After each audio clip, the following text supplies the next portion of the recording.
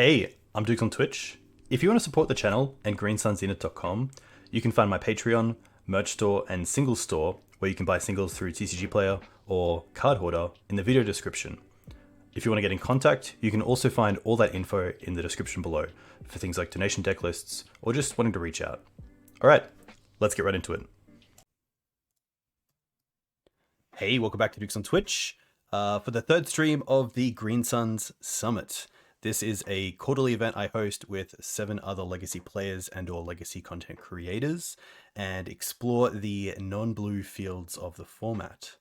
Just like my previous guests, my third guest doesn't need an introduction, but for those of you who don't know who they are, Julian, aka Julian Knab, or itsJulian, has been a pillar of legacy for over a decade. He started out with Enchantress back in 2006, and since then has had a large amount of success in the format, most notably with Legacy Elves. He was the winner of the Legacy Premier League Season 4, and has multiple Legacy and Vintage Challenge wins and top 8s, and holds the highest number of card market Legacy top 8s and wins. Julian's also been a Maverick fan for longer than I've played Legacy, and someone whose content I learnt from the beginning. His streaming content set the bar for other Legacy content creators. You might know Julian from his Legacy Premier League series that honestly changed the game in terms of fan-organized online play. The Everyday Eternal podcast has been one of my favorite Legacy podcasts for a long time, and it's great to have Julian back on the stream. Now, Kai's a painter, Callum loves painter, and now you've caught the bug. What is painter's biggest appeal to you? Hey Dukes, first of all, thanks for having me. Always fun to do these with you. I got into Painter basically a year ago, pretty much a year ago, and the one thing I remember was Callum talking about this deck all the time. And for many, many years, I always told a friend of mine, I don't know about Painter, because he kept sending me lists, and I was like, I don't know, this doesn't really feel good. And then ever since Callum started promoting it and putting some of his earlier lists forward, I was like, you know what, let's just give it a try. And what I want to say, what interests me the most in Painter is the same thing I basically look in every legacy deck I play these days, and that is that you combine all the aspects that I think make a great legacy deck. You got a little bit of mana acceleration, you got a very playable fair game, and you got the constant threat of knocking your opponent out in a single punch. And for many years, as you said, I've played Legacy Fs, where you had all of these aspects present. And you gained so much value from the opponent constantly having to respect your combo, whether it's Glimpse of Nature or Natural Order, so that your fair game, your fair hands would actually be, I guess, inflated in value, I kind of want to say, but they never deflate unless they play Gitaxian Probe, because then everything goes out the window. And you do the very same thing in Painter, and I always compare it to other decks like, let's say, Infect as well, where that's also present, where your fair game is a little bit more less interesting, I want to say, but in Painter, it's very similar. You have a fair game, especially ever since Urza Saga came out, where you can literally win, I want to say, over 50% without the combo. Like the Grindstone Painter thing, it's in there. Obviously, Painter has some other applications. Grindstone has some minor other applications. But I want to say less than 50% of the games you actually win with the combo, while your opponent still constantly has to respect them. So I love that, and that's why I love Painter. Do you own this deck in paper? I own it, except for the splash. Previously, we played the black splash. Now the white splash is a lot more popular. So yeah, I own everything except for the dual lands, which I usually borrow. And once we ever properly settle on a splash, I might also get the dual lands. Very nice. This is obviously a deck that has been hit a little bit by the delay in 40k with Chaos Defiler not online. If it was, would black be severely more appealing than the white splash? Chaos Defiler, aka we hope to get it online in quarter 3, 4. They keep pushing it back, but I mean, eventually we'll hopefully get there. It would definitely be a one of there, in which case you can still run the deck as is or add a Badlands. For example, I based this very much on, well, Callum initially put the white splash into my eyes, but then this was played by Peter Plank of the In Response podcast at 4 Seasons the other week. I made some minor changes. For example, I added a Great Furnace. I removed the Badlands because there's no reason to have it right now, and added the extra fetch land and cut Fourth Mountain for another fetch land, I believe. Yeah. So you would do that, and whether you play the balance for that or not, that's up to you. I added a third Fury in the main deck, which is kind of similar as in like a 5-mana late game thingy. It also allows you to like not have that in the sideboard, so you can play the second Surgical Extraction. If I remember correctly, Peter only played one Surgical Extraction, but yeah, that's just like way too much Reanimator on Magic Online. Yeah, it's actually really nice to look at the sideboard. It reminds me a lot of Interplay's Cloud Post board, where it's a lot of 3 or 4 ofs, and it just looks super clean. It looks like sideboard mapping is a lot cleaner than some other lists where you have a lot of 1 ofs or tutor targets or things like that. It's kind of nice just to know like what you are most likely going to face and what sort of hate you want for those matchups. Yeah, I like these kinds of sideboards in non-blue decks quite a lot. You really know what those sideboard cards are for, and that's also like a big part of my philosophy in basically Magic deck building since for like I want to say like 10 years, where I want my sideboard cards to be really heavy hitting. Like I want to feel like yeah when I got those or when I draw those sideboard cards or when my opponents see the sideboard card I brought in, I want them to feel the pain.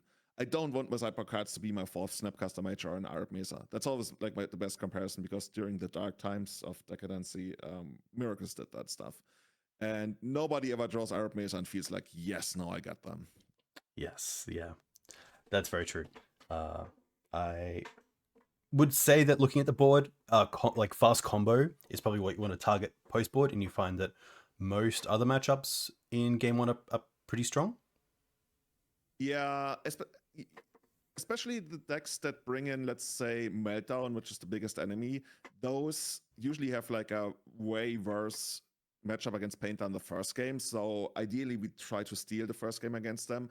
Post-board, it gets a little trickier. Also, the Magus of the Moon lost a lot of value against the land cyclers, the Troll and Lorien revealed that were introduced.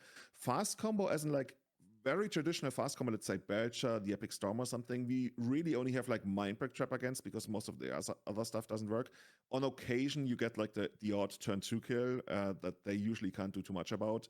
Sometimes your main deck hate helps you out, like Soul Guide Lantern, Ethersworn Canonist, sometimes on rare occasions also like the blast that we got.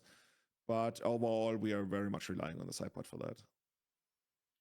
Yeah, it's weird to see blasts in the main deck, but obviously with Painter's Servant, it is a really nice card. And against any blue deck, you're obviously very happy to have those pre-board to deal with anything from like Murktide Regent to Show and Tell to yeah, you say anything that, like that. but there's one thing that's quite annoying, and that's also why the blasts have been reduced. Like if you had looked at a deck list like this 7 years ago, 1 year ago, you would have seen 7 blasts in the main deck. Now you see 5. And none in the sideboard. And I looked at deck lists over the years, over the month, and they gradually declined. And a big part of that is that the blue mid-range and control decks, their finishers are now non-blue. We got the Ring, we got 4th Erlingas, and all of that stuff we can't touch. We kind of want to like sometimes blast Urus, but that's really just like a tempo play most of the time. And at 4 Seasons, for example, I've been in a couple of positions where I was sitting on literally 2 Pyroblasts and my opponent just goes 4th Erlingas and just like runs away with the game. And that's why I'm not too high on the blast anymore. Also, the scam decks, as we call them, they're also like a lot more black heavy these days, and they can just kill you with Troll while you're sitting there on Pyroblast. So I like reducing those blasts, and yeah, that's where Swords of Plowshares comes in. Swords of Plowshares, initially I thought it was just to break up the scam combo, so they get grief down, you take it out, and then their reanimates don't do anything. But it's also like really good just to take out some of the creatures that you otherwise can't handle. The Troll, for example, Call of Khazad-dûm, I think it's called. Yes. And just overall utility, buying you time. That's why the Swords of Plowshares are in there. And actually, I played this list last night. I went 4-1. I was pretty happy about it. And yeah, I'm really excited to see what we can do today.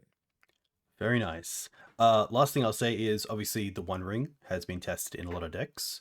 Would you say in any way it's in Painter? Has anyone tried it out and kind of just found it's not really what the deck wants to do, or do you think there's room for it somewhere?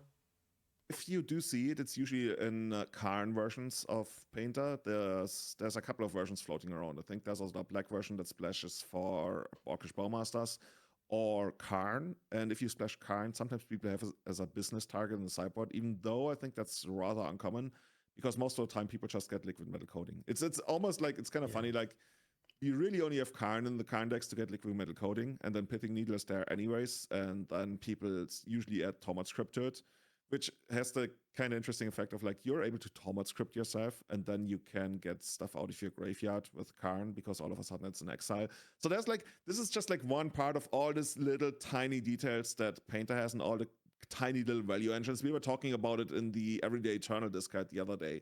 Actually, the other night. That's just like, for example, if you use Karn and have liquid metal coating, you can turn one of your opponent's Delver creatures into an artifact. And then if they have Bobble in the graveyard, you can weld them out and then bring in the Bobble. So Welder is actually like kind of insane. Also against 8-cast, if they have Cage, they used to bring in Cage against us. Hopefully everybody knows that you're not supposed to do that anymore. You can, and they have a creature in the graveyard, you can literally Vindicate them because you can target any of the artifacts in the creature in the graveyard, and then the artifact gets sacrificed, but the creature stays in the graveyard because of Cage. So Goblin Welder is basically tapped for Vindicate, and I think we'd still be sitting here tomorrow if I explained all of the tiny little details that you can do with this deck. For example, Paint a Servant, if you name Black, you turn off Snuff Outs. That's just like so many awesome things that you can do. Very cool. Before we get into the league, a big thank you to Ziggy who just rated. A big welcome to all of those coming in Ziggy Stardust? from Ziggy's. Maybe yes, Ziggy_MTG. Yeah. This is Tim. Hey Tim, how's it going? Very nice. But yeah, a huge thank you again for coming on. This is going to be pretty sweet. I learned a little bit last time with Cal on the stream, obviously with Painter. You learned from Callum? Yes. Oh. Never heard about that. No, seriously, Callum is amazing. Like, Callum is the main reason I got this deck. He wrote a huge a huge Painter Bible, but then never published it, but just like spread it, the link around, and I learned so much from it. It's probably somewhat outdated after a year, but many of, especially the strategic stuff, still applies. So yeah, I owe him so much when it comes to like learning Painter, and also like in so many other things. Yeah, I heard on the Everyday Eternal podcast he talked about it, and it sounds very big. Up against Sam, most likely on Infect. Yo, what we got there? Okay, there's like a couple different plans here, right? So we could go like turn 1 Saga, Ancient Tomb, and then go on the beatdown path. We could go turn 1 Painter and have a blast ready with the Lotus Petal. The Engineer is the card I care the least about right now. I don't see like any direct line that I'm interested in here. So the number one thing is, if we wanted to kill the quickest, we would go turn 1 Servant with Saga, maybe even, because then we get a free Grindstone on the third turn. I don't really like that kind of line, but maybe it's good enough if they're on Infect. Usually I just go turn 1 Painter and have Pyroblast up, but okay, let's assume we do that, and then second turn we go Furnace, Engineer, get Grindstone, and then on the third turn, let's say on the third turn we sacrifice this, get the Grindstone, activate. Yeah, we can do that. We can do that. Maybe that's actually better. What do you think? Let me learn from you, because there's too many ways we can go about this. What's your favorite line? It's tough because obviously I know that Furnace is probably on Infect, which is a fast combo deck. So I was thinking if we did go turn 1 Engineer, we can put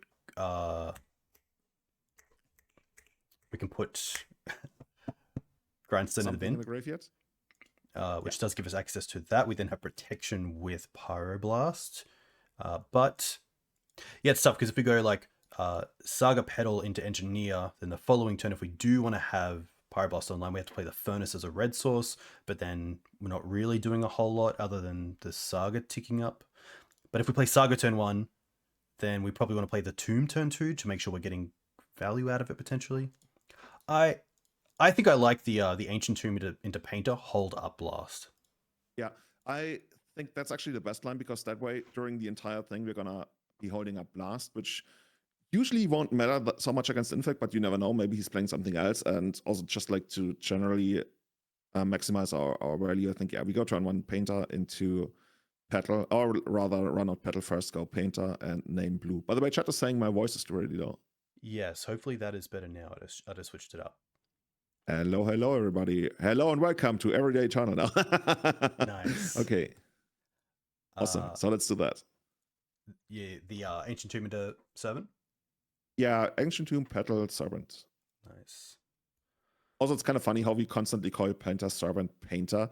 It's really Painter Servant. Like, it's not the actual painter, right? the actual painter is yet to be printed. Yes. I wonder if it will. No, I don't know. Maybe you can like tap to do something. Okay, that sounds fine. So something that I often do is, okay, let me actually see here. We could run out engineer. We probably have to, yeah. Let's do that with furnace. So something I often do is I literally just tell myself if Infect got the turn 2 kill, let them have it. I'm not gonna fight over that. So I probably wouldn't even block the AF. And then if we really have to, there's yeah, let's get the grindstone. There's like a minor branch of the tree where we still have Pyroblast. It probably gets dazed anyway, so it doesn't really matter. So it's really just like a minor play. But usually I think we just take it here. Yeah, this is fine, right? If they want to spend more mana, that makes it less likely. I mean, they could have double invigorate, in which case we still only take 9, in fact. Is Embiggen now in the format online? Oh, dude. In paper, yes. See, it's kind of weird that we have to ask ourselves the question, right? I am actually not sure. But I think maybe, I don't know, we were talking about it at 4 Seasons that he's got access to it now. Yeah, I think we just take it. Actually, it's so hard. I mean, we could fight over it. Let's see. So what if we actually do Pyroblast? Because we don't need Pyroblast as... No, okay, so we shouldn't do it. Here's the thing. We don't block and we don't Pyroblast because we don't need the Pyroblast anymore. Like, everything we want to do is can't be force of foiled. And and there's no difference between proactively killing the creature or reactively fighting over the pump spell, because in either case we lose 2 days, so might as well just play the branch of the tree where they actually have the lethal pump spells. Yeah. Otherwise we're just wasting that Lotus Petal. Oh, that's it. Easy. Awesome. Okay, bring it on. Ponder, post-combat ponder. Yeah. Easy. Yeah, so here we can pretty much use the Great Furnace, sack that to get back the Grindstone, and then we have 3 mana plus Pyroblast up. By the way, I knew he was gonna shuffle because there's literally nothing that saves him here. So I was like, there's no cards that he can see that actually happen. Unless he's got like something interesting, right? Yeah, so let's run out the mountain, I guess. No need to show him that we got Plateau available. And then get the Grindstone and hit him. Yeah. And we won. Easy game, easy life. No Infect for us. We've been wearing our mask during the entire game. Easy. It feels a little bit like mono red Stompy, with how like the first 2 turns can be really, really important in how you sequence different things, like from your lands to like what you want to get in play in regards to tutors. Yeah, the biggest thing on especially the first one, is like, which line do you want to go down to? Because especially if you keep 7, there's usually like 2, sometimes even 3 different lines. One of my favorite ones is, do you go for turn 1 Fable or not? When you can, I think most of the time you should. What I love about, for example, a turn 1 Fable line is you usually lose your Lotus Petal or Simian Spirit Guide, so you feel like, oh, I 2-for-1 myself and I now have to make up for it.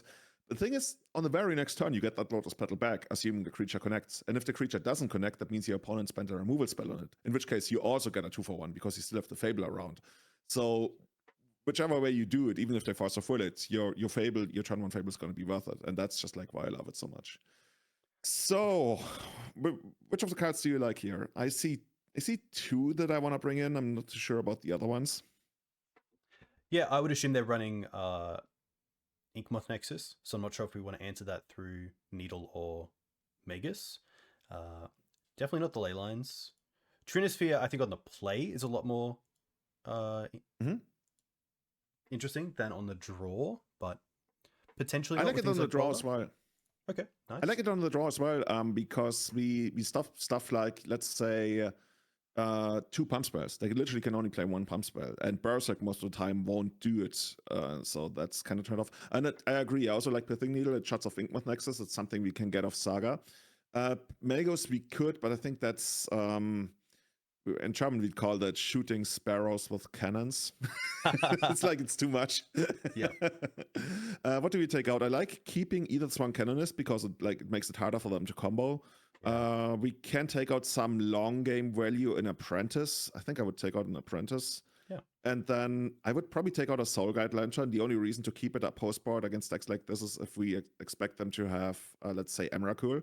Because that's the one way we beat Emrakul, right? We mill them and then we exile a grave with the Emrakul trigger on the stack. And other than that, I think I like it. Let's go with this. Nice. The one really nice thing You about also have a lot of Canonist- remove spells. Exactly. And that's where Canonist is really nice, because if they cast any pump spell, then you know that your removal spell is going to resolve, because of course they can't cast another spell to save it. It also works when the way if we run a combo, right? So if you run out Painter or Grindstone to finish the combo, and they Force of Will, and we let's say Pyroblast back, we know they can't fight anymore, right? And that's the beauty of Canonist. Okay, so what you got here? This looks playable. I wouldn't mind drawing an Ancient Tomb here. Ancient Tomb would be the nuts. Yes. But yeah, this looks very playable. Yeah. Let's keep this. I think a Soul Land would be fantastic, but we have a lot of interaction, half the combo. Like, we do have 3 mana, so pretty happy about that. Okay, this thingy, I guess we... Like I said, in situations like this, I'm like, you got the turn 2 kill, you got the turn 2 kill. So I don't really take into account whatever they can do in the next turn and just like try to maximize what we do here. What do you like? So if we want to kill them quickly, we could go turn 1 Saga, turn 2 Painter, keep the Lotus Petal up. In which case we can add turn 1. Yeah. So my thinking here is we go turn 1 Saga and probably Lotus Petal in case we really want to Pyroblast. Then turn 2 Painter of the Furnace. Turn 3 we kill them with Pyroblast back up. And if we really have to, we can even Fury pitching Fable, killing the Elf. So we could, like, this is one of those scenarios where we could technically even Fury on the first turn if we really wanted to, but I think I'd rather stay true to the idea of, hey, if they got it, they got it. Yeah, I like that as well. Especially if we could hit something like a Blighted Agent as well, or even a Noble Hierarch. I'd be really happy to be able to 2 for 2. Yeah, I was actually wondering whether they would play Noble Hierarch on the first turn or not. Okay, can't do anything about that. So now our plan changes rather completely, because now we really want to resolve that Fable. But let's see where we're going from here. Looks like the opponent got no... If the opponent's sitting on a very like reactive hand, that should be good for us. Needle doesn't do too much. Oh, Needle would have been actually so sweet in the first turn, right? We actively named Wasteland. Yeah. But yeah, so that's how it goes. I guess we just go Mesa and pass. We could run out of Fable, but that's really not worth it. Actually, we can't even run out the Fable. We got Wastelanded. Never mind, Julian. Correct. I'm wondering if we... Sorry, with Infect math in Legacy, is 9 a lot easier to hit with 2 spells?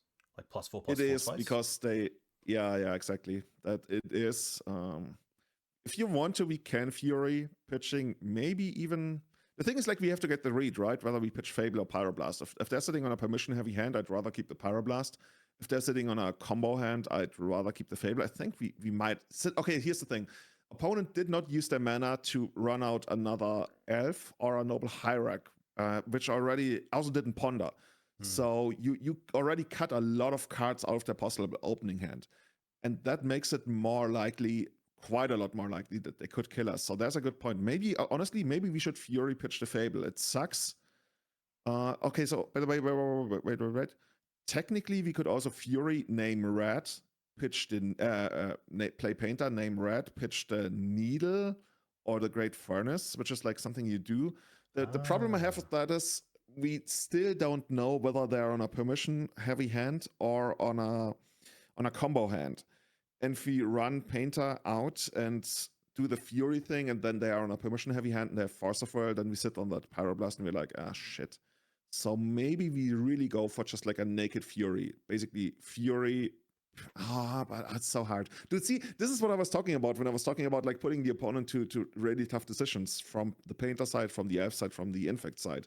Yeah. If we run out Fury and they have one of their protection spells, then there's some kind of, I don't know, snake skin. I'm just making up card names where the creature gets like a +1/+1 counter Blossoming or something. defense, And or something like that. yeah, something like that. Blossoming defense, something like that.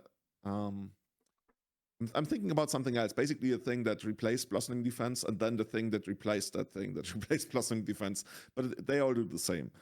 Dude, this is so hard. I'm so undecided on that shit. Like them not using their mana to go Ponder last turn makes it so much more likely that they can kill us next turn. It's really hard. Yeah, by wastelanding. What do you like here? I kind of like passing. Okay, let's do it. Okay. Just because let's I go feel deep. like if they wastelanded us, they are trying to just buy some time to find some new cards, and potentially Elf is their only creature, and they want to protect it with holding up Trop. Okay. Awesome. Okay. Nice. Interesting. This makes me want to go probably Needle on Nexus and then Fury Pitch Fable. Yeah, the thing is, in which order do we want to do it?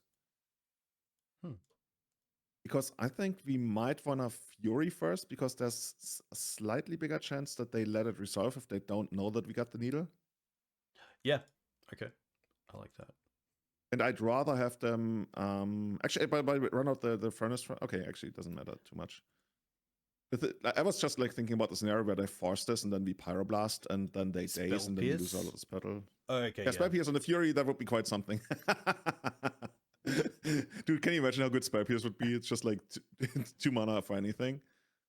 Okay, I guess they got that thing. Royal Treatment. Yeah, that's the one I was looking for. That's exactly the one I was looking for. Hexproof. Okay, at least we got that out of the hand. It gets +1/+1 now. Yeah, this game is going to be really hard. So let's run out the painter, I want to say. Yeah, I like that. And I guess the painter can technically actually block. Let's get the plateau. Yeah, that sounds good.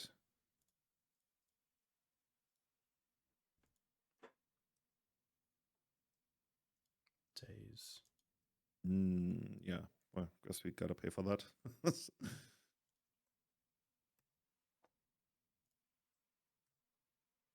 Okay, blue. Blue sounds good. Yeah, this is gonna be rough, this game. I think if they do attack, we probably block. The thing is, like, we still get the infect counters, which is like annoying. Oh, they didn't even animate the Nexus. Yeah. Huh. So yeah, I think if they wanna spend a pump spell on killing Painter, maybe that's fine. Actually, no, wait. Does this thing still have hexproof? It does not, right? Just Ward 1. Okay. Oh, it still has Ward 1? Ooh. Correct. I hate that. This is ugly. Oh god, I think we just, oh god, we already have 2 infect. Now we're about to take 2 more. Oh, this is so annoying. So guess it's really tough when you don't have mana open. Yeah, the thing is, like, the ideal next turn would be to draw a land, then Pyroblast, kill this, and needle the Nexus. Yes. But that only works if you keep Painter around. Yeah. So we can only keep Painter around if they don't kill us or don't have 2 pump spells. Or 1 pump, if we block it, they have 1 pump spell to kill the Painter. Maybe we just block, honestly. Like, we get 1 more pump spell out of their hand. Yeah. It's, oh, okay. Nice. Awesome. Okay, now draw land. Ancient Tomb, preferably. Okay, Mountain is close enough. Yeah, that looks good. So now it's kind of awkward which one to go first on. I think we... Yeah, I guess we have to Pyroblast first. That's the scarier creature. That's also a world where we like go after a tropical, but I think that's losing.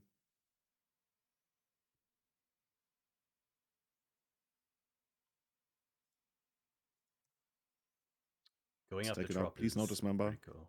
Wow, nothing. Yeah, let's get the needle. Okay, we are coming back. Please, no hardcast days. Actually, there could very much be a days. Okay. Yeah. Like, okay. Now that I think about it, like the moment we went for it, I was like, wait, the opponent last turn didn't like play any spell, and they didn't play a pump spell. So I was like, you narrow down all the cards they could have in their hand, like kind of like you do in poker, right? And all of a sudden, this was like, oh, actually, there's probably gonna be a days. Oh yeah, okay, so be it. Plateau. Oh, okay. I think we do like there's a reason to keep Plateau in hand, but I think in this case the Fable is too important, so we run it out. Yeah, I guess because even being able to discard the Plateau is pretty nice. Yeah, but we want to have 4 lands anyway because our line to still stay alive here is like now we block for sure, and even though we are definitely guaranteed to lose our creature, but we really have to do that. This is too scary, and now we try to find Grindstone activated. They still have 2 cards in hand. Let's see where this goes. Okay. This is basically a fog. It's like Fable makes it so that we have protection for 1 turn. Oh, okay, let's get rid of this. Don't want this. Let's draw Grindstone Welder. Oh, nothing really to do. Like, I guess we can get Needle next turn, which is something. We can even block with Painter now. By the way, our Painter has -1 power. Does the opponent gain 1 life if we connect? Sadly, that's not how it works. he gets like some healing abilities or something. Yeah, I think we just block with Painter, I guess. God, this is so scary. Like, it dies, of course. But I'm just too scared of them having something. So it turns out they were actually sitting on like a middle of the road hand, some protection. I could see like a Force of Will still being there. Oh, and we got the kill. So now the only question is, do we go for it here or do we go for it on their upkeep? Wow, they 6'd. They 6'd? Oh, they have 60, then go for it. Wait, what are you doing? Oh, okay, I guess that works as well. Yeah, okay, let's go for this. Let's kill them. Here we go. Grindstone from the top. Oh, they must have. They must have Emrakul. Oh, they don't. No, they don't. Ah! Easy game. 1-2 punch. Oh, the white. GG's.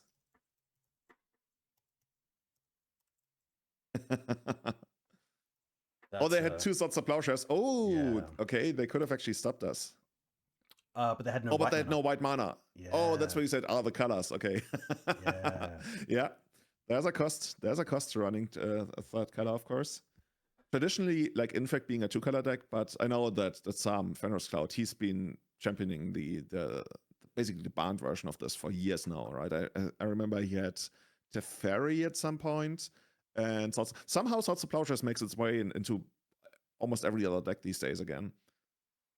Best removal spell ever printed, what can I say? It really is. Especially with a lot of the cheap creatures like Murktide and Troll just being out of range of things like Bolt or like Prismatic Ending or Fatal Push. Just so it also helps you out a lot more against something like, let's say, Dark Depth. 1 land. Okay. This is so close to playable. Like, this is on the draw. On the play, I would like throw this away immediately. On the draw, I'm at least thinking about it. But our opponent has that Chandra portrait that I have never seen. So maybe they're really good and they now decide to conquer Legacy. So they play like a Delver deck or something. I don't know. I would probably mulligan this. I'm like 80% to mulligan this, and I guess you are too. Yeah, I think making sure the mana is online is a big one for me, and this really relies on the top of the deck. I think, like, for being a soul land. Yeah, soul land or like Lotus Petal or something. That's. I think there's a lot of good 6s. This is pretty close. Like, this is Saga with Ancient Tomb with Fable. Yeah. So what do we get rid of here? I would say the Mountain. Yeah, because then we still have red and white through Plateau. Yeah. And then the interesting thing is, I guess we still can decide once the opponent has like made their first turn. We can go down the aggressive Saga route, or we can go down the Fable, the turn 2 Fable route. Ooh. Okay. Is this the mono black deck? Most likely. Played against this last night. Yeah, that's the deck that basically won the European Legacy Masters last week. Correct. In the hands of, oh my god, I'm so bad at remembering name. Franz. I interviewed him in the finals and I wrongly put him into Slovenia, but he's actually from the Czech Republic. Frantisek Yuda Sahar, thank you so much. Awesome guy. You know, we went for dinner afterwards and he told me the deck is very good, but I miss playing blue, so I will never play this deck again. Which a friend of mine said that's basically a legacy player mindset. Okay, here we go. Yeah. So now the opponent made a decision for us. We go for the turn 1 Lantern. Let's see where this ends. Also, if you play black, there's a reason that you could play Nihil Spellbomb in this. Nihil Spellbomb, of course, just as fast as this one, easier to get the draw out of, whereas Soul Guide's Lantern, of course, allows you to basically hit twice. So it's a lot better against decks that play Uro. The Nihil Spellbomb, on the other hand, though, it can actually be a value engine when you weld it in and out because it triggers on like going to the graveyard and not on being activated like Soul Guide Lantern. So there's upsides and downsides to both. And yeah, Sadly, we are going down. Does turn off the engineer, so I think just going. Well, you don't like Red Squire? Okay, we're fighting a robot war. Wasn't there like a TV show in the 90s, Robot Wars, where people could build their own robots and they would fight against each other? I'm pretty sure it's still on, or it's come back, because it's recently popped up in my YouTube Shorts feed. Okay, goodbye, Magic. That's what I'm doing. It can't be more expensive, right?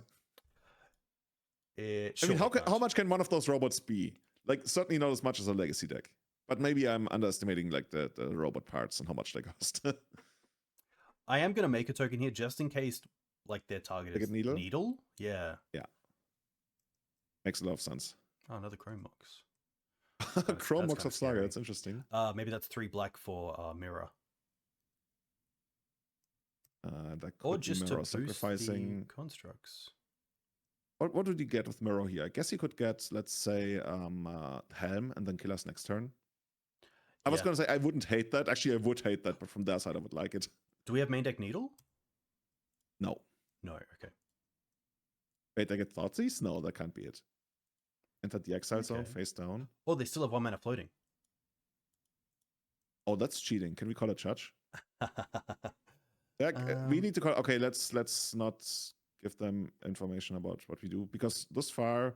I mean, it's pretty obvious we're Painter because we had the Lantern, but actually it's not that obvious, but they probably put us in Painter. Okay, first time ever playing against this deck. What do you like against that? I don't mind the Needle for Helm. It's actually really tough. I do believe they play both Dark Ritual and Cabal Ritual, but I'm not sure. No, Cabal Ritual is... usually not, if I remember correctly. Okay. I'm not sure if Trap's worth it. No, I don't think so. I was like thinking about it because they play Cabal. Now you got me. Because they play Dark Ritual. But when I think about what I want to side out, there's really nothing that sticks out to me. Even the Swords of Plowshares is going to be pretty good because it takes out Voidwalker, which is super annoying. So the closest thing to taking out something would be like the Blasts, because they usually don't play Chalice, if I remember correctly. So we could still like interfere with their combo if we want to. But you know what I really like? The Canonist. The Canonist makes it so that Dark Ritual doesn't do all that much. Of course, it's usually going to come in after Dark Ritual has done its like work. So yeah, maybe Canonist can actually come out because of that reason. Yeah, let's take out 1 Canonist. And then I'm kind of looking at Trinisphere, but not really. Actually, does Trinisphere make it so that they still have to pay for the card of Besiege? I think it does. I believe it is cast. Besiege, yeah. Because it very much should be. The layer of Trinisphere is applied last. Almost last. There's sorry. Some cards that get through it. Yeah, so you can cast it without paying its mana cost, so it's 0, and then Trinisphere applies, so it's 3. I think it's probably going to do more than, say, Breya's. Oh, Breya's is good. Breya's is always like... I don't really want to take it out against like mid-range and endgame decks. So I could see either taking out a Blast or a Fury. I'm actually... You know what? As we are doing this, I'm actually trying to find the deck list again. European Legacy Masters because a good chance the opponent literally just copy the list. So let's see. Fought out the Void Rock, Opposition Agent, for Orcish Bowmasters. Yeah, let's keep as many Furies as we can. Shieldred, Dark Ritual, Ill-Gotten Gains to him, Helm, Leyline. Oh, they got Karn as well. Okay, Shadow Spear. Maybe a blast then. Yeah, let's take out a... Actually, we can take out... Can we take out Soul Guide Lantern? They got no graveyard interaction, do they? Yeah. I guess they got Ill-Gotten Gains, but that doesn't really count. Let's take out a Soul Guide Lantern then. The only thing Soul Guide would do is potentially make our constructs bigger. That's probably not worth it. Let's get rid of that. Yeah. It's a nice thing to get, but if you got nothing else to get of the Saga, but yeah, let's do it.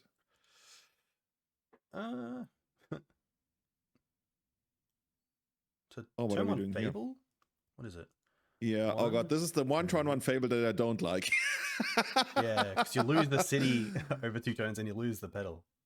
But okay, so let's say, what is our second turn gonna look like? Our second turn is most likely gonna be Saga in that case.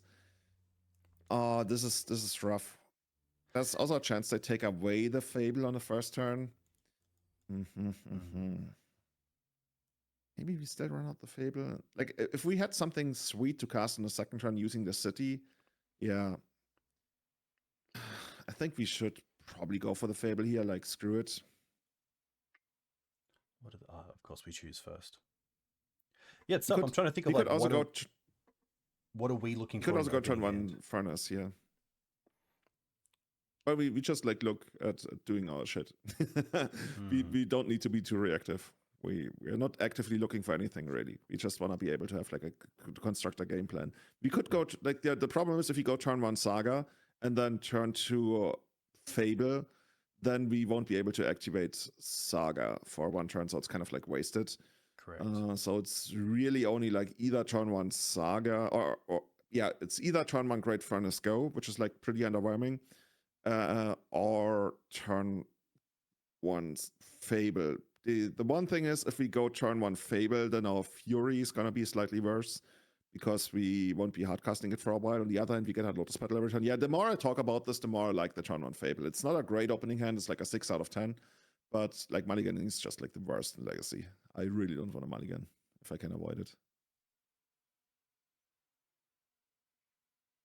So what do you like here? Yeah, I like this. I like the Saga plan. Because it's kind of one of those matchups where like if they have a fast start, we just just take it on the chin. Yeah. We could not, because the Goblin can't attack right away. So if you go turn one Saga, turn two Fable, we still need to wait a turn. Okay. Oh, you go for Saga? What? Okay.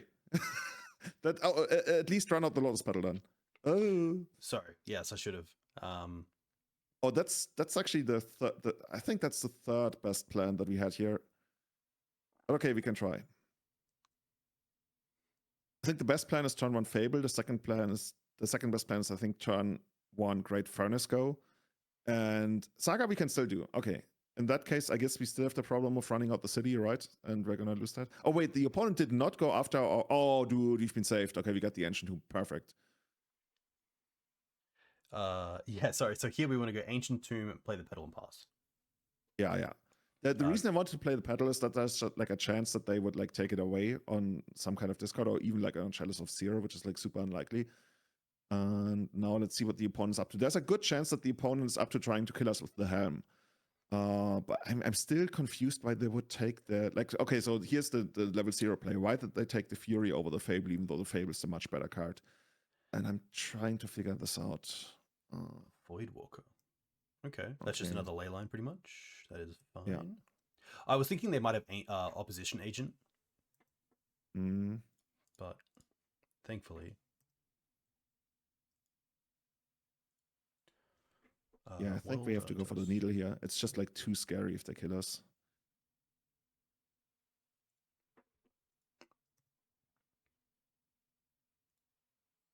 Would be sweet to get something else, but we can't really risk it. Okay, if now we can run out the great. Actually, do we run out the? Okay, wait a minute. Or we can run out the Great Furnace to grow the construct. Oh, yeah, or we can go for the Fable. And dude, I like the Fable quite a lot. I like the Fable too. Yeah. Nice. can't block anyway. Oh, we should have done this post-combat, by the way. Yes. Great. Yeah, great point. Apologies. All good, all good. If it comes down to 1 life, I'm going to be really mad with myself. We'll see, we'll see. It's going to be fine. Also, let's try. Can you open our exile so we can stay aware of which cards they can actually steal with the Voidwalker? Yes. Actually, okay. So this is a convenience thing on Magic Online because we get to decide whether we exile the cards for Voidwalker or Leyline. In paper, you actually have to decide and say, hey, I exile for Leyline. And on Magic Online, either by accident or by conscious decision, they make it so that the cards automatically exile for Leyline and not for Voidwalker. So if they have both cards, the Voidwalker doesn't do anything. Wow, okay. Okay, this one doesn't do anything. It does interrupt the Fable here. Yeah, that's true. That's true. So what's the plan here? So we run out the furnace. We get a token, so we attack for 10. We actually do attack for lethal. So if we don't do anything, we force a block. So maybe we literally don't get rid of anything. For as much as I want to get rid of like the Welder and the Pyroblast and even like the Trinisphere. Oh, we can run out the Trinisphere as well. Dude, we're going to deal so much damage. Yeah. Let's just like not use it. So float 2. Play the furnace. I mean, we could run out the Trinisphere with the Ancient and Goblin Welder. Yeah. I'm just wondering whether that kills us too quickly. Yeah, I think let's like not take the damage. Because if we play this, they have to block at least 1. And then this kind of attack, they'll have 1 blocker at least. They'll have the Saga as well. So they'll have 2 blockers. I like the Welder because there's a chance that it could take out the construct, but probably not, because especially with Trinisphere, there's like super low chance that they would put any kind of artifact into a graveyard. I think they don't play. Yeah, they won't put any kind of artifact into a graveyard. Yeah, just like run out Trinisphere and attack. Oh, I'm sorry. Oh, what's happening? Why are we taking damage? I played the Welder of the red. That's me. Okay. Yeah. Okay. Okay, I guess we got another creature then. Yeah, and we get the treasure tokens to the 6/6s. Someone's got to block. They take like how much? 8? Something like that. It's too tiny for me to read here. Okay, down to 4. Yeah. Oh, they get 1 chump blocker and they need 1 more. 1 life. Yeah, dude, it's actually coming down to 1 life right now because the Bowmaster and the Construct can block the 2 biggest creatures and then we deal 3 damage. Yes. Let's see. But we could draw like an artifact or something. Actually, that wouldn't matter. Okay, let's see how this goes. We take 3 of the Voidwalker guaranteed, but that doesn't matter. Yeah, I think we are like in a... Honestly, we might be guaranteed the win at this point because we have Trinisphere. They can't double spell. They can only make like a token. They could go like Land Damnation, which I'm not even sure they brought in against us. Like super unlikely. I think we're like in a very much winning position here. Nice. Yes, here we go. Yeah, B1 had a good point. Maybe we could have discarded 1 card to give them a... I guess if we give them a 2/2, then it can trade with the Goblin Shaman, which is tough. It was really I think I would have also rather gotten rid of the Pyroblast instead of the Welder in that case. Okay. It's also a little bit tricky because if we do end up using the Ancient Tomb, then we are on 9 instead of 10 because of the ping from the Bowmaster. And 9 is like a lot scarier against the Voidwalker than 10. So I think I like the way we played this. Nice. But you could make the case for at least getting rid of one of the creatures, one of the cards. Maybe even 2 in that case because there's no difference between 8 and 9 really. On the draw, this is going to be a lot harder. This is going to be a lot harder on the draw, but there's not too much we can really do about that, can we? There's, against other Saga decks, for example, against 8-cast, I've never really done this consistently, but I've always thought about it as you can bring in Magos of the Moon and take out your own Sagas if you believe that they are the superior Saga deck. I don't think they are, so I'm not really considering this, especially since they're monocolored, so we don't really like mess up anything else. But that's just like something to keep on mind. And especially against 8-cast, even though they are monocolored as well, their Sagas are just like infinitely better because they have access to Shadowspear. Oh, our opponent also has access to Shadowspear. But they have very little creature interaction, so we might still be able to kill them. Whereas 8-cast, they have like a lot of bounce spells, they run dismembers. But this one, they only got like Shielded's Edict, I guess. So we might just be able to still combo kill them while they get Shadow Spear. Nice. Yeah, I'm pretty like my only thought is maybe my break trap on the draw, but I think we're pretty happy just going in with what we have. Yeah, there's nothing we really can like reasonably mind break trap, unfortunately, because everything goes like land, because they are not running Lotus Petal, right? So it might be like 2 spells and then we sit there and do nothing. I guess Chrome Mox is the one thing that could enable it. Yeah. But I don't want to really like it's a minor scenario. The only thing we could cut is maybe a Welder because they have or Welders because they have Orcish Bowmasters. I think that's actually worth exploring, but I'm not too high on it. Oh, look at this. It's the beatdown hand. I never really hated when we have Phyrexian Dragon Engine in the opening hand. This one it's gonna be a little bit harder to cast though. So Yes. but we're on the draw, dude. If we were not streaming, I would keep this in like instantly. Like, nice. yeah, I keep the sand all the time. The only thing I don't like about the sand is like the 2 slots, the Plowshares, of course. Yeah. But we basically draw 2 cards before we need to find either a mana source or like a cheap artifact we can cast. So there's like a lot of things we can draw. But yeah, this is up to you, man. This is your choice. Do you want to keep this or do you want to mile? I mean, this has the potential to like basically do nothing. But I'm more like a poker gamer. I like if we run the sand 100 times, I think it's not bad. But we might also hit like the 30 hands where this completely crumbles. I'd like to see a 6. Okay, I think we can get a pretty nice. We have red mana with good. Fable. Okay, and we get Bottom and Engineer. I mean, Bottom Engineer, and we might completely get destroyed by Leyline here. No Leyline, hey. Hopefully also no Voidwalker. Please no Discard Spell. Actually, Discard, we were somewhat insulated from for a second I was like, is look if you had Mind Break Trap here. Oh my god. I was like, is this Soul Ring? Shielded. Okay, we can beat that. Yeah. We can actually very easily beat that. You just put paint on the graveyard and kill it. We really hope that they don't have Voidwalker here, of course. Because if we have Voidwalker, then we are in a little bit of trouble. Because we won't get Painter. Oh, of course, all good. Yeah, all good. I thought for a second I missed the trigger of Welder, but of course it's Engineer that searches. Yeah, dude, Welder putting something in the graveyard. Easy, let's do it. Wizards, come on. Uh-oh. Okay, well, that's fine. The only scary thing is the beatdown now. Can we get rid of the shielded quickly enough? A white source into swords? No, it's still there. Oh, Fury's so close. Yeah. Fury we would probably hardcast at some point. I think at this point we just run out the Engineer and get Painter and then kill Shieldred next turn. Something like that. Opponent still has 2 cards. One of them might be a land or a mana source or a useless card, like a redrawn Leyline. We will see. It's most likely no Voidwalker.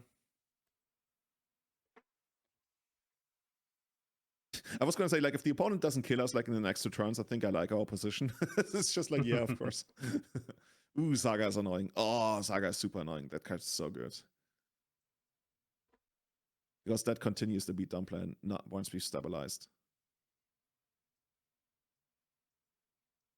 Opponent is thinking. Apparently, opponent has, like, some decisions. I wonder whether they have a second Bowmaster and they're trying to sequence it so that our Engineer dies. So if they attack with their Bowmasters and their stupid Orc army, I mean, it's pretty obvious, right, that they would have a second Bowmaster. 6, 8, we got a 3. Yeah, it's tough because if they have another Bowmaster, if we don't block, we go to 3 in the upkeep once we draw, and then... Or rather 1, right? Because they pump the construct and they deal more damage to us. Yes, very true. Yeah, oh god, this is so hard.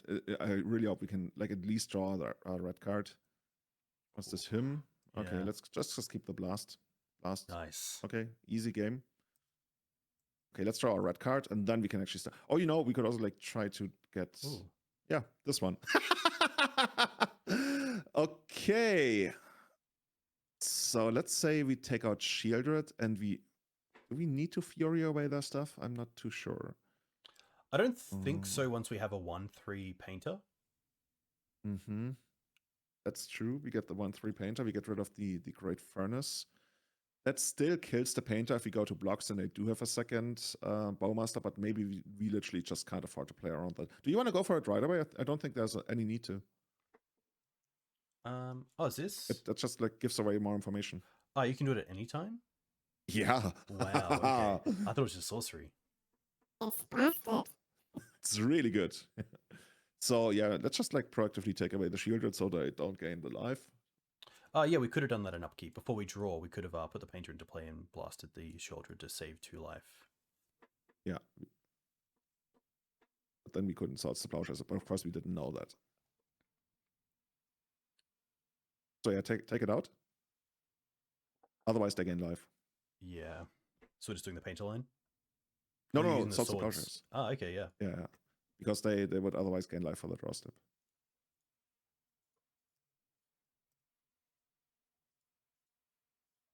I wonder if then we want to tough. blast the Saga. Yeah, the problem is we probably, if we do that, it's like a very much losing line. But we could do that eventually. Like right now, the idea is to get painter, and like we already decided, right? We are not respecting a second Bowmaster. Because even if they have a second Bowmaster, at least they won't be making a construct because they're spending their mana on that unless they have Dark Ritual. So yeah, I think the opponent might also be aware of that they can't even properly bluff Bowmasters. So they might just pass and make a construct, in which case we can get Painter. It's just like so annoying because our mana isn't working well. But let's say we do get Painter. And then we want, so here's the thing. We want to draw a red card. End of turn, we get Painter here. Then we draw the red card. Then we blast the Saga. They make a token. And then we empty the board with Fury plus pitch red card. And then we should be in a really good spot. Dude, I hate this attack so much, damn. This is literally saying I have the second Bowmaster, right? We already were like, yeah, maybe they got one. On the previous turn, they didn't attack in a way that would represent the second Bowmasters. But now now it's up to us to decide whether they do have the second Bowmasters. It's so annoying. This is screaming I got second Bowmasters at us, but I mean, what can you do? If they do have second Bowmasters, we die. So we kind of have to like respect it. Yeah, I think I'm pretty happy here to block the Bowmaster. And then if they do it, we can switch the Furnace with the... Oh, you block like this? Oh, yeah. I thought we were going to get Painter. With the 1/3, that makes a lot of sense as well. Yeah. Yes. Okay, this is good because now we know that they don't have it. Okay, this you actually found the line that's even better. Given the information we have now. They probably don't have snuff out. At least their list from the ELM didn't have snuff out. So we're safe-ish to name blue. Ooh, yeah. I guess I could have named I totally red. forgot. Yeah, but then we couldn't pyroblast the land. Okay, let's see how this works out. So they make a construct, which is going to be a 2/2. Then they make another one. It's going to be a 3/3. Then they find something. It's going to be a 4/4. Oh, so. Is there anything in our graveyard you can use? No. Just a Great Furnace. Not so great. Okay, no, we have no Welder. That doesn't work. I was like, if we had Welder, we could like take out their Vault of Whispers and then like weld out the construct, but of course that doesn't work without Welder. Yeah, okay, so at least we don't care about the Arc Army. We can block that. Do you like just going after the Saga here? I think that's probably the best. Like, they are still gonna get a 2/2 thingy. We can block though. It's not the end of the world. Like, they have better top decks to kill us because our Fury doesn't do anything. But I guess we just take out the Saga, I would say. Yeah. If you want, you can wait until they actually use the Saga. In which case, we're safe from like any kind of other blowout. Oh, but make a stop on the upkeep. Cool. Oh, that's how you do it? It's so funny, like when you watch other players play Magic Online. Oh, how do you do it? I just clicked the triangle. But I guess you can't do that because you got the lock enabled. I was gonna do it right now. Before let's do it right now. Just so there's no like flash effect like agent or something like that. I never seen that, I guess, right click thing. I didn't even know that was a thing. Still Old discovering school. new stuff about Magic Online. I like that you have animations disabled. A lot of people still have them enabled, and whenever I watch a stream that has them enabled, I feel like, oh my god, this is so slow. Okay, this is good for us. Yes. Especially if we find out. Let's draw red stars and completely wreck that board. No good attacks for them. Awesome.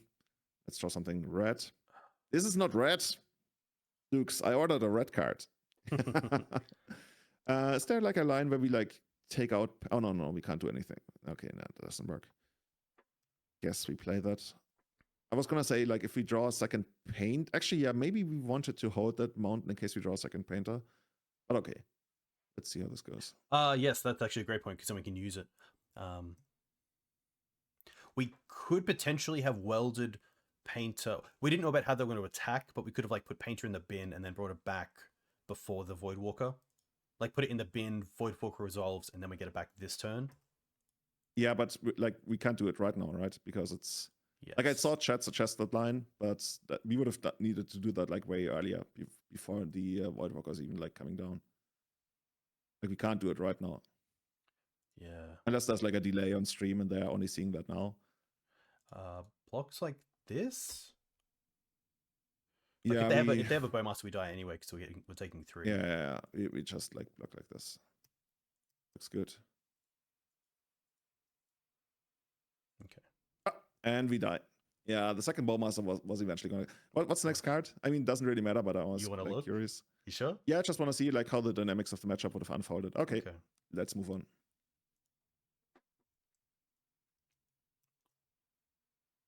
Nice. So actually, if we did have that mana available to do that in response to the Voidwalker, that would have been really sweet. Yes, that would have been sweet. That's on me.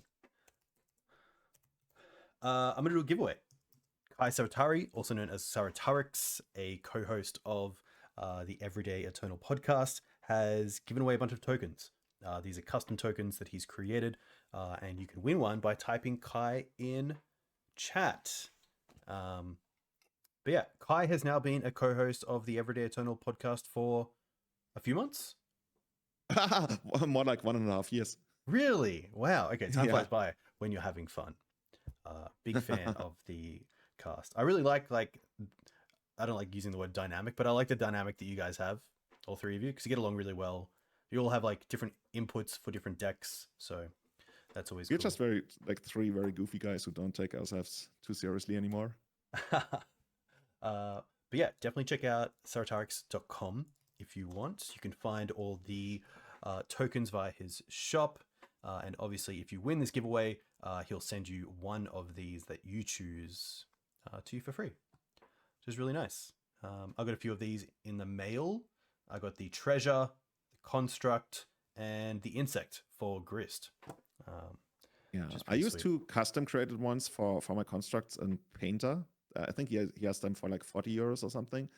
Nice. And at the last 4 seasons, I got most of those tokens as well. And I got the I Killed Savatarix token, right? You know how you can challenge Kai in Legacy or Modern? Yeah. And Callum and I both played against him. We won. And that way you can pick any of the tokens. And he will alter like a really cool looking I Killed Savatarix onto the token. And yeah, that's how I got the Goblin Fable token with I Killed Savatarix on it. That's cool. Runcore says between you and Julian, or you and Kai, sorry, Julian, who is the visionary and who is the symbiote? I think it's kind of like a weird question, right? I think Kai is the visionary because he's planning further ahead than I am. Like he just this morning he messaged us about like a really cool idea for what we could do with Everyday Eternal and Savatarix. And I actually have to reread it because I only got up like 30 minutes before the stream. And I was like, what is Kai saying there? See, this is so visionary. I don't even understand it yet. And I'm the symbiote because I really, really, really above anything love synergies and Magic. Nice. Is that too cheesy? No, not at all. I love that. B1, congratulations. Send me a message with your mail details and I'll get it shipped out. I love that you call him B1. it's a German word. He's using the one as a L. and it says Blaubeer, which is like Blaubeer. blue Blaubeer, blue bear. It's yeah, a kids TV show that has like cult status, and yeah, there's a Blaubeer, Captain Blaubeer. Yeah, Painter is. Would you say it's a? If someone wanted to get into Legacy, would you recommend Painter as a beginner deck or a deck to play once you've got a few others under your belt? It depends, right? I mean, Painter can be very frustrating, especially if you haven't fully adopted the mindset of like how you play Magic as a poker, where you make the right decisions and then you try to get there over the volume of games. I always say like the best deck to get into Legacy, if money is not an issue, is probably Delver, because Delver teaches you how your own deck works. Like it teaches you so much, but it also teaches you about like how the other decks work. And then you can like do whatever from there. If you're interested in combo, we were talking about this the other day at Four Seasons. I think High Tide gives you the best value for money, and it also transitions very well into other decks. Painter, you're very much stuck into that Painter shell. I mean, you get the Furies, you get the Solons and stuff, so you could go into Moonstompy, but that locks you down rather hard. So if money is not a problem, go for Delver. And I mean, with like proxy being a thing in so many tournaments all around the world these days, it's I guess a lot easier. So yeah, it's I want to say it's Delver. Yeah. And if money is an issue and you want to play combo, then High Tide. And you don't want to play combo and money is an issue, then it's probably Death and Taxes. I think that also teaches you more. But Delver is decent. Painter's decent. Like it's a good deck. It teaches you good sequencing, which is basically the number one thing we keep talking about here right now, right? But yeah, it locks you down a little bit in terms of like what else you want to play, and also in terms of how you want to proceed. Like that Painter doesn't teach you as much about tempo, which is the number one thing to understand to do well. So yeah, I keep going to Delver, and I think Delver, even Scam, I think Scam would also be like a really good deck to get into. Yeah, I like Scam as well, especially as like kind of you have your plan and you have some interaction for other decks if you need to interact. I don't like this hand. It obviously has one piece of the combo, but we can't find the other piece through Saga. We don't have a clear way to find it. The only action we have got going there is like our Saga plan for the beatdown, which in certain matchups can be good. For example, if we are playing against like Death and Taxes or Elves, I would consider this. I would even consider this against some of the grindier decks, but they get us down with Dress Down. And yeah, and the only way to get more actions to Grindstone ourselves to find Phyrexian Dragon Engine, which is very much a thing. But yeah, let's send it away. Because against all of those decks, yeah, okay. This is good. This is good. We send away the Dragon Engine, right? Because we want to put it in the yard. I could see sending away the Grindstone, but we got a potential kill set up with on turn 3-ish, depending on which kind of lands we draw. Also, there's at least a consideration to not running out the Grindstone because of Fable, but I think running out the Grindstone is too good not to do it. Yeah. There's a line that locks us out, which would be like turn 1 Chalice on 1, and then we're like, I wish we had done that. I guess Engineer would still get it eventually, but yeah. Let's get I got Plateau just in case we draw swords off the top. I guess we could have got Mountain actually, and then just gone for Plateau off the other Bloodstained Mire if we really needed it. Okay. I mean, it's fine. Like, I think you either go double Plateau or you go double Mountain. I think the worst would be like Mountain Plateau. Okay, cool. There's a good chance that the opponent has like removal here, but that's okay. We still got the Fable. We can run out the Engineer. Actually, what happens if you run out the Engineer and get Painter or Dragon Engine? Most likely Dragon Engine. I don't hate that. But on the other hand, we really want to make our third land drop, so I think we run out Fable here. One thing that punishes us, of course, is Spell Pierce, but I mean, so be it. Yeah, nice. I wonder if people should just like run more Spell Pierces in Legacy in the first place. Look, I would love to see that as a creature player. Dude, I'm so stupid. I was just gonna ask you, how do you say Spell Pierce in Australian? Spell Pierce. Oh my gosh, they do have it. Spell Pierce, mate. We got Spell Pierce. Okay, here we go. That's okay. I mean, at least we're up against the Spell Pierce deck that fetched a basic island. Yeah, I'm going to assume blue-white something control. Yeah, and they ideally shuffle here and don't have a land, of course, and we want to get Dragon Engine. Like this is how we rebuild. They did not shuffle. Okay. First engineer is probably gonna get killed. That's okay. Oh, prismatic ending. Yeah, go for it. Sure. This is a trade we love to make every day of the week. Oh, Painter, huh? Okay, let's get the engineer down and dragon engine so we can slowly rebuild. The annoying thing would be if we like do all of this and then as the dragon engine eventually comes in, they well, by the way, I've never used the backside. Like sometimes the opponents want to actually like want me to take it out of sleeve and see the backside. I'm like, dude, this is literally never gonna come up. I'm a very competitive player. I literally don't know what the backside of this card does. Maybe actually I missed this chance at some point. And, what is it? Why does it have two backsides, by the way? Oh, because it fuses into Mishra. Yes. Okay, I see. That's probably how it works. So funnily enough, I had the front side and I sold it from like just a booster, and I didn't realize that on the back was Phyrexian Dragon Engine. And now that I'm building Painter as a like lender deck, I don't have the Dragon Engine anymore. Should have looked at the back. Actually, Dragon Engine's the front. Oh, is it?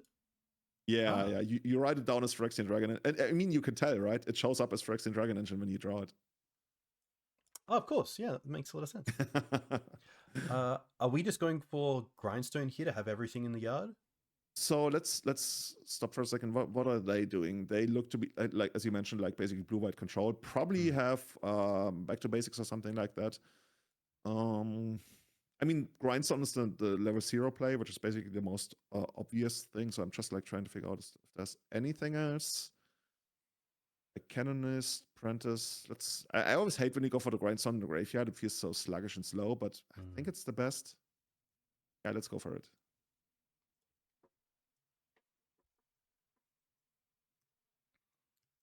This is definitely a matchup where you're happy to have those blasts in the main deck. Yeah, yeah. The thing about that deck is it's very likely that they play red for 4th Erlingers. And ever since 4th Erlingers has been printed, that matchup has gotten a lot worse. I loved playing against this kind of matchup because I feel like in the long run we grind them out most of the games. And it's very common. You'd be surprised. It's very common that you actually kill them with Grindstone. Like I've had games where I had like one Grindstone that goes all the way.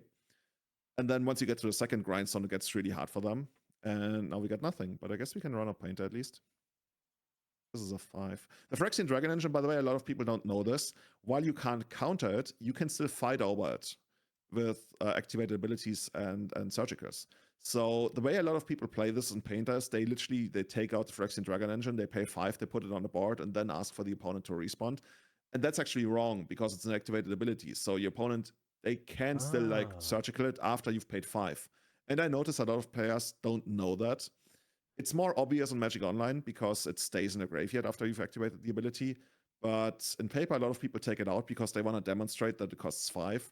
And by doing so, they make it less obvious that you can Surgical it in response. Yeah, I did not know that. That's very cool. It's funny at 4 seasons I was playing against a 4-color control player. And I had Phyrexian Dragon Engine in the graveyard. I tapped 5 mana because I was going to cast Fury.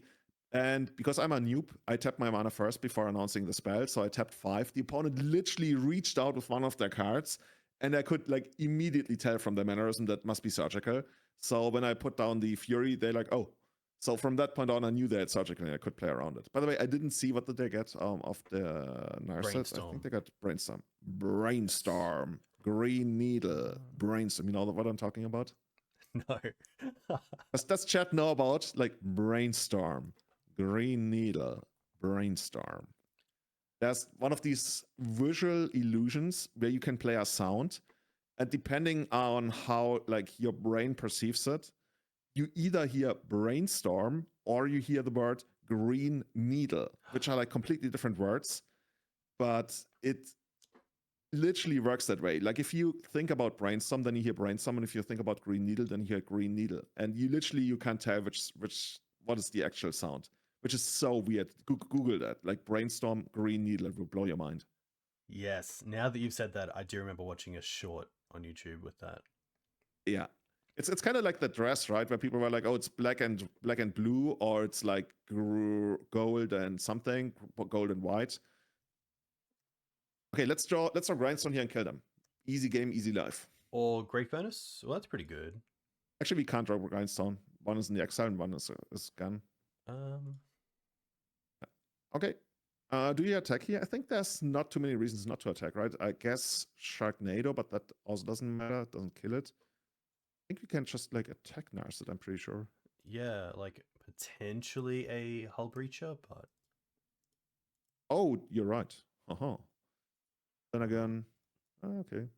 No hulls have been breached. I think Fable's a little bit too good here to try to like hold back for Fury for another Planeswalker. Yeah, the only annoying thing about Fable is we can't use it next turn because Narset's still around. Yes. But the mana we get, that's decent. By the way, that's another cool thing that I did yesterday. When they Sanctuary something on top, you can literally get rid of it with Grindstone. Yeah, that's Swords, we don't care about too much. Yeah. Interesting they didn't get Spell Pierce, so they have a way to get something back. Spell Pierce like loses value very quickly. Especially since we don't really have too much stuff that really want to Spell Pierce. Yeah. I mean, right now, all of this is fine, honestly. Oh, never mind. We are in trouble. This could be over rather quickly.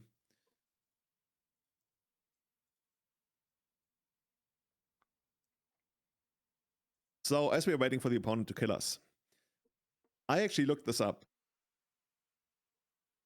2 kangaroos is earlier. Say that again? I heard kangaroo. Do you know what the ratio of humans to kangaroos is in Australia? I looked this up earlier because I was curious.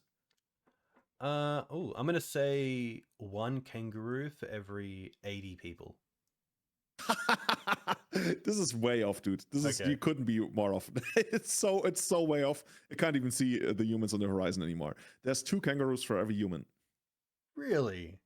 Yeah, there's like 25 million people, at least according to Google, in Australia, and they say it's like hard to estimate, but I believe there's 50 million kangaroos. Far out. Yeah, you could fight one and then still take the second one, and you would still lose the war. Yeah. Okay, yeah, this is the card that just like this card. You know, there's actually a well, I guess we just we can try playing this out because there's like a chance, but probably not. You know, after 4 seasons and even before 4 seasons, Callum was talking about this with Marcus Ewald, and I also like the idea. There's a world where we play 3 copies of 4th Erlingers in the sideboard. That's very cool. There's a world where we also play like 1 or 2 copies in the main deck, primarily because we, like, the mana isn't that big of a problem, and we have Ancient Tomb. And technically, there's even a world where we go turn 1 Welder, turn 2 like 4th Erlingers for 0, then get the Monarch that only really is like reliable if the opponent taps out and doesn't play Snuff out. I don't hate it. Honestly, I really don't hate it because in these endgame scenarios, that's one way to actually like get the upper hand. All of our other stuff is not nearly as good as a top deck. I think it's really smart as well because it doesn't run into graveyard hate. It doesn't run into artifact hate. Like, it's just something that is like another way to win that opponents aren't that ready for by getting ready for Painter. Yeah. So yeah, exactly, right? That's strategically, it's also like a really good thing. I could see, for example, like running it in the main deck over Breyas and then like running 1 or 2 copies in the sideboard. It would be over Makers of the Moon because there's really not too much we can remove from the sideboard unless like we want to, like, we could skimp on the Mindbreak traps. But yeah, for this matchup, you brought Trinisphere. That sounds really good. Yeah, I like that. Cool. So no Magos, no Leyline, no Surgical. Like, there's a cheesy Surgical thing that I would do if we had, like, Bolts, but we don't have Bolts, where we just, like, go after their removal spells, and then, like, life is a lot harder for them. Needle, not too much, no. So swords, like, take out, like, at least 2, if not 4 swords. If we get hit by a Hull Breacher, that's fine. We still have like 5 blasts. So now I kind of am interested like in a 1 of Surgical. Yeah, I don't mind that. Makes it really also hard. Makes it a little bit easier to go for the combo in certain spots. And now we still have 2 thingies. Oh my god. The sideboard mapping for this one doesn't work very well, but that's just like how it works. Is there anything else that you look at if you like, we could? I mean, there's technically Needle on Teferi, but that's not great. But then again, actually, I don't hate that because if they Teferi or Sagas, that's just like so bad. It still can get like prismatic ending, but at least we tried 1/1. And then we got one more thing.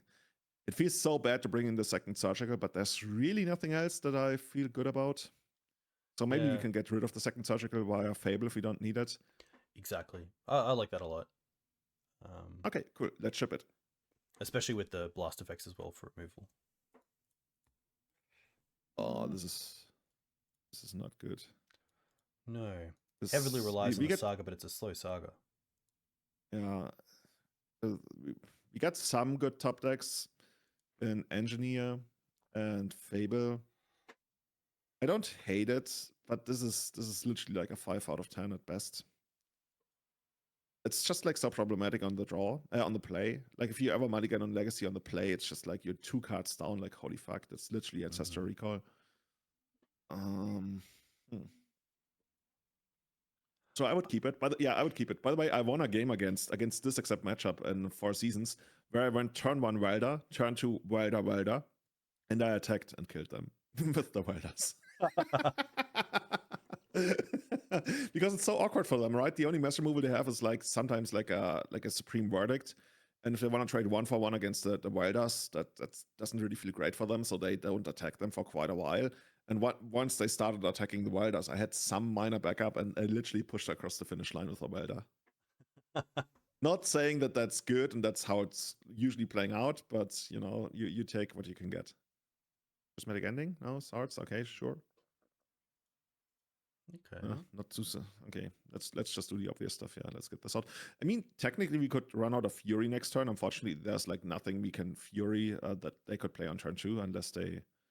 Is there anything? No. We could run out a Petal here just to make it seem like we have Pyroblast, even though there's like nothing we really want to Pyroblast in the second turn anyway. But at least we put that thought into the head that we were representing it.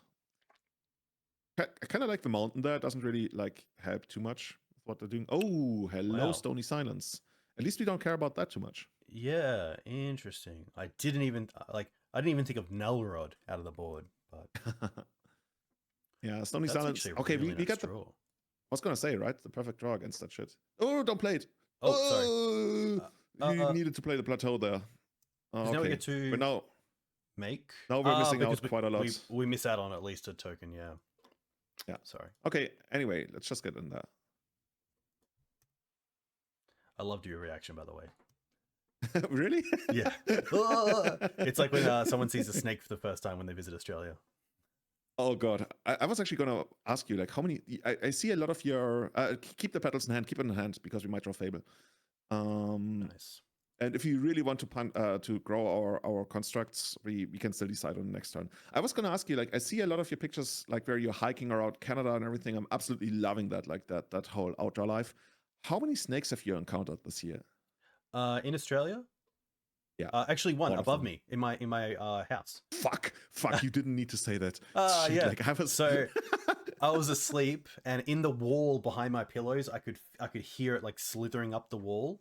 And then it's a massive carpet snake in my roof, so below the floors of the room above. But carpet it's good. Snake, They call it a carpet snake because it's kind of like a home. It's not really dangerous, and it's actually quite good because it keeps out rats and like possums and things like that if they get sort of caught up. It also keeps out humans. Yes. I would say, like, dude, you literally, this is like a horror show. You can hear a snake slithering above your how basically your room. Holy shit. Okay, but at least it looks friendly. Sorry, and what did you do? Did you like just like take it out or something? Like not take it out as in killing, but like take it somewhere else? No, it's really hard to get a snake catcher because like it's really hard to get in between the floors. So it's been in there before, so I assume it knows how to get in and out every now and then, and it probably just comes in every now and then to check if there's any food in here. Because there was a possum, and now I don't hear about the possum. Dude, the horror story gets worse. Like now you say it's been here before. It's like what? No, don't make any. Yeah, okay. We just want to make. Yeah, I just want to float the mana. Yeah. Yeah, there's a spider. Wait, there was a leak with a spider. Oh my god. There's a spider in my room, and I freaked out because it was massive. And at night they always come out and they run really quick. They're like probably size my hand. Like the actual spider's small, but its legs make it look really big. And was it one of those that would actually like kill you or something? Okay, but wait. We either get Lantern or we get Needle, and I kind of like Needle more, honestly. Okay. Going forward, Tef? It's only about whether we name Narset or Teferi. So let's say we name Narset and they draw Teferi, then they bounce it, of course. Then we can still kill Teferi. And if we name Teferi and they have Narset, then that's worse for us. So I think we should just name Narset. Yeah, I think we have more ways to kill Narset. Narset Petal Reveals, yeah.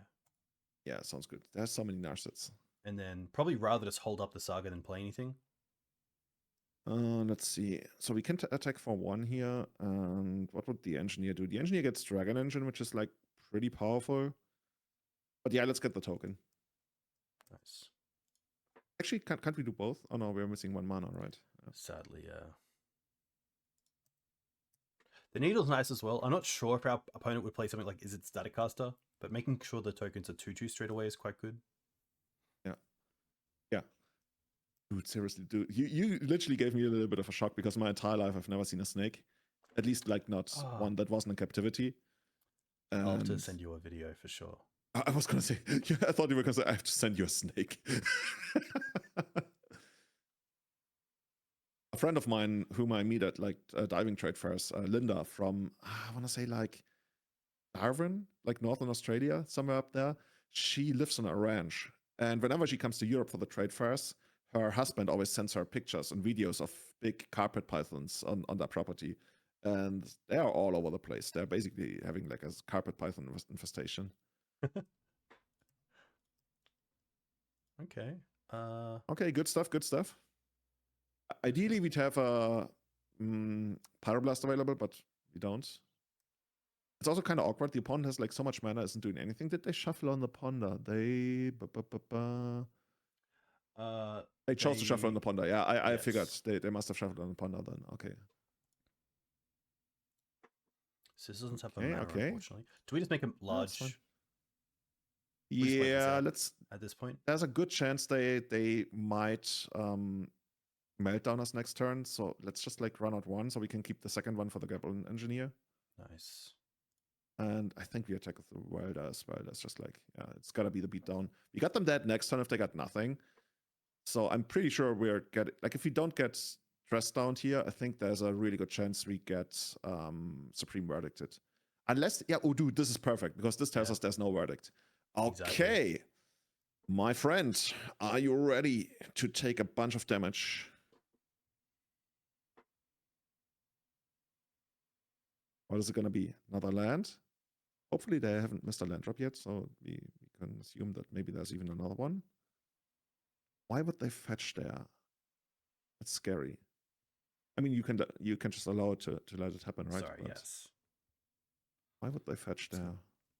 Ah, okay, putting another swords. Or they even put swords on top. Oh, that's even better for us then. Yeah. So I guess that's just like draw swords. Oh, Teferi? It must be Teferi or something. Or Jace? Or is it, they need to blue. Oh, this is fourth Erlingas. Yeah, this is fourth Erlingas. Okay. So they draw into that and they only attack with 1 token here. They keep the second one for defense, and then we can Fury the token if we really want to. Yeah. And take the Monarchy. And they should have thought the Plowshares here after the draw for the turn. Dude, my brain isn't fully adjusted to fourth Erlingas yet. I never think about it. And I guess that's part of where I get so much value.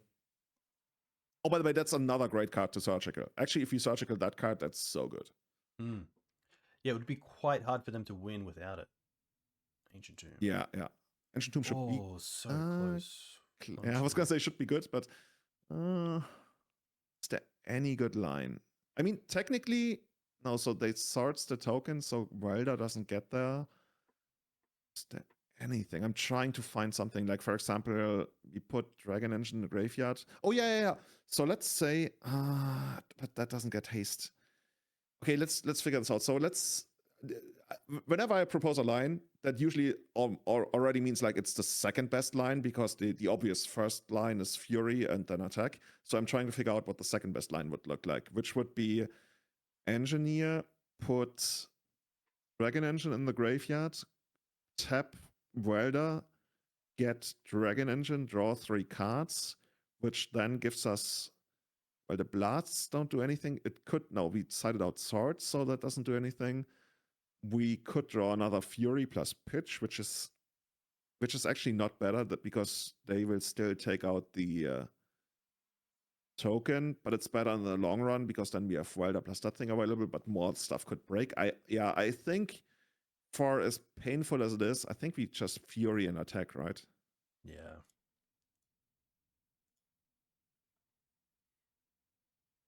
That of course could lead them to Swords to Plowsharing the Welder instead of the Construct, but I think they have to go after the Construct just because of how much damage it is.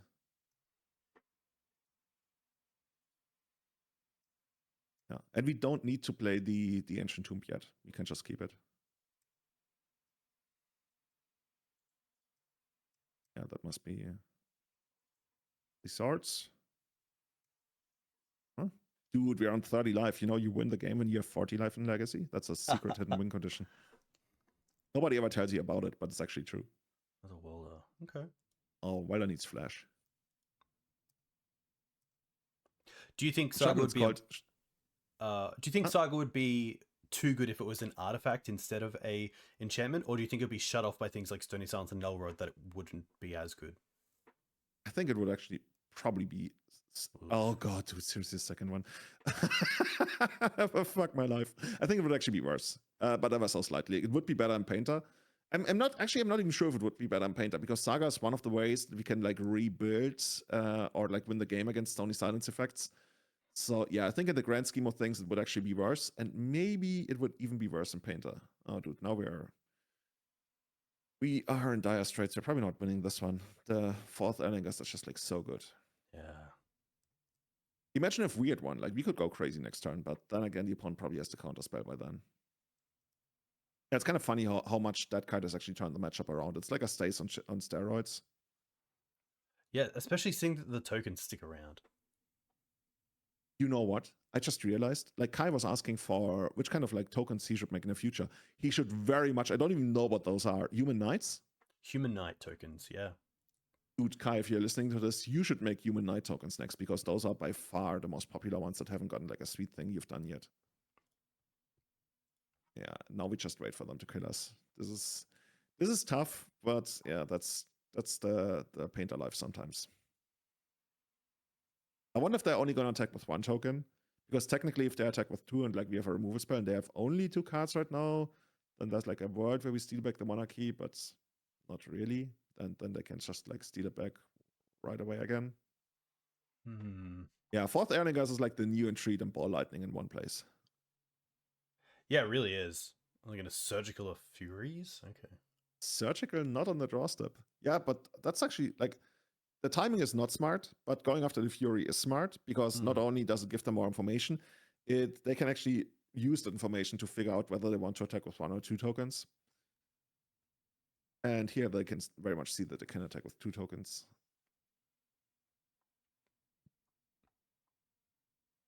One down to 4 life. Let's draw Lava Axe. Couldn't even cast it, I guess.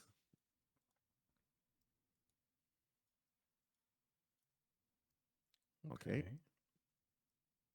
What's our best draw here? Our best draw is probably Goblin Engineer. That is not our best draw. Okay, let's play the Ancient Tomb, because I don't know about the foothills yet. No attacks, of course.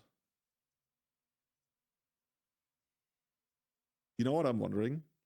Quote me on this if it ever happens in the future. You know Commandeer, the card Commandeer, right? Yes. How insane would be Commandeering 4th Erlingas? Oof. Yeah, very good. You'd easily make up on that card disadvantage very quickly. Yeah. The only downside, actually, now that I think about it, is you don't get the Monarch. Actually, okay, so now I'm actually not too high on it anymore, because you only get the Monarchy on the turn you cast 4th Erlingas, and if you don't attack, which of course you don't on your opponent's turn, it's still like really, really good. But not getting the Monarchy actually is like, but it's still really, really good.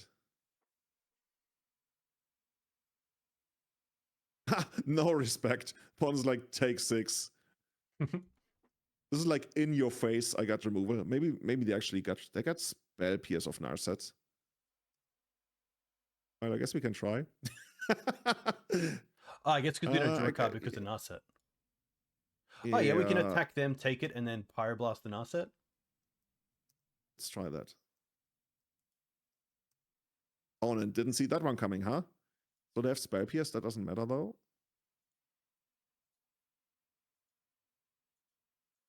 Nice. Here we go. Extra card at least per turn. Okay, Saga isn't the worst. It's still. Yeah. Think of what, like if they didn't have the Monarchy, I would actually think this position is okay. But since they have the Monarchy, it's. Oh, another 4th Erlingers. Oh, Lorien revealed. Another goodie. Dude. That card is so good. You know, Up the Beanstalk is actually the card that I love the most out of the new set. I think that card is way better than people initially thought. Like, I was trying to hype it up on Everyday Eternal, and I think people are a little bit hesitant, but I think the card... I mean, we've seen the action right now, right? We've seen what Cloudy Banani did for seasons with that. He went top 8 with that. Yeah. Completely busted. Especially the fact that it draws a card on ETB. When it comes into play, right? Yeah. That makes it playable. Otherwise, I think it wouldn't be remotely playable. And once you get it's so funny. Like Claudio, when asked about what he would do about the deck, by the way, I guess we just go through the motions here because this is like not really very feasible to win anymore. But let's see. Claudio said that he considered adding an endurance. I wasn't quite sure whether he meant like even to the main deck because he's got 2 copies in the sideboard. Because he brought up that milling yourself is very much a concern with the deck, or rather like decking yourself because you're drawing so many cards, and Up the Beanstalk is not a May. So apparently a couple of people have made the same experience where you feel like you running out the 3rd or the 4th Up the Beanstalk is actually actively scary. And I've watched some of the games of those 4-color decks playing for top 8 at 4 seasons where they were literally sitting there with a library of like 4 or 5 cards, and it really came down to 4th Erlingers and fighting over it. And you didn't really want to fight over it with Force of Will because that forces you to draw extra cards. That is really funny. The future for Legacy is interesting. I did see a clip from Anzi casting a Terminus, and to clear the board, and he was on 2 life, and Sheoldred was in play, and he had to draw the card off the Beanstalk because he cast Terminus, and so he lost to the Shield. Oh, dude. Yeah, it's kind of funny like how in Legacy your I guess people call it heuristics about when and where to do stuff usually have changed also because of Bowmaster, right? Now you have to like rethink at which point you want to like do your stuff to play around Bowmaster, which oftentimes is different from the traditional way of playing. And yeah, I like that because while Bowmaster, I see why people don't like the card. Overall, I just like, I don't know, even though we're losing to Bowmasters in the last game, and we were losing to 4th Erlingers here, especially 4th Erlingers, I kind of like that that's a card. And I want to be the one casting the card. I don't want to be the one on the receiving end of it. So maybe that's actually the future for Painter. So if the next time you do this, let's try that. Even though I guess you do it, how often do you do these once a quarter guest streams? Once a quarter. Oh, that happens quite often then. And you're sponsored, right? I remember you are sponsored by, was it, I don't want to say the wrong sponsor actually. You tell me. MTG Mate, who is an Australian online seller, and then Card Hoarder, who give me the cards to play, which is nice, and then Ultimate Guard give me a bunch of giveaways for this stream weekend, which is cool. That's it. Ultimate Guard, that's the one I was looking for. They also sponsored European Legacy Masters, but I would have been awkward if I brought up a competitor and was like, hey, these guys are sponsoring us. Like, actually, no. Yeah.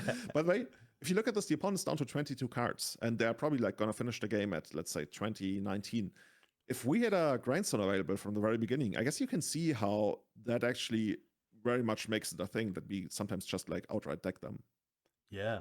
I assume it makes it awkward for Doomsday and potentially Cephalid Breakfast to fight against to combo through one. Cephalid Breakfast, not really. Like, there's nothing for them that they really care about Grindstone. But for Doomsday, yes. Doomsday, they can create piles where it feels like, am I supposed to Grindstone here, or am I supposed to Grindstone like in response to this? And there's scenarios where they can come up with piles where you literally, oh god, we're getting wrecked by the what are they called in Lord of the Rings? The Riders of Rohan. Is it Rohan? Yeah, I always confuse Rohan and Gondor. Gondor is the one in the south that has like the big white palace on the mountain, and Rohan is just like the random guys running around and on the plains, right? Yes, correct. They have the little like place in the middle of nowhere, kind of like in the middle of like a big savannah, I guess, or plateau. Yeah, more like a plateau. Yeah. So which one is considered more powerful? Or are you into like Lord of the Rings lore and stuff? Because I'm very superficially into it. I wish I was. I do Okay, chat, admire can you tell us? especially Stephen Colbert's. Okay. Chat, help us out. If Rohan was to fight against Gondor, who wins? This looks very playable, right? It's kind of a little bit awkward because it's all over the place and it's not quite clear what we're supposed to do, but we have the luxury of waiting for the opponent to make the first move, which sounds weird in Legacy, but I'm always happy that I don't have to decide like what we're supposed to do here. And we also draw a card, so we have a lot of information. Yeah. I like this. Sort of I feel like Painter is oh, okay. Oh, it's that shit. Like okay, that makes it even easier for us. Yeah, it does. A Soul Land would be nice, but here having like Soul Guide Lantern for like a Troll line or Reanimate line is really nice. Mm-hmm.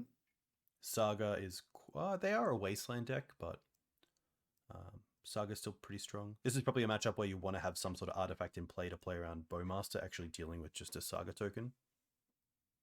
That's a good point. Yeah, opponent is also like, I have no idea. Like, I want you to make the first decision, but now we force the decision on them.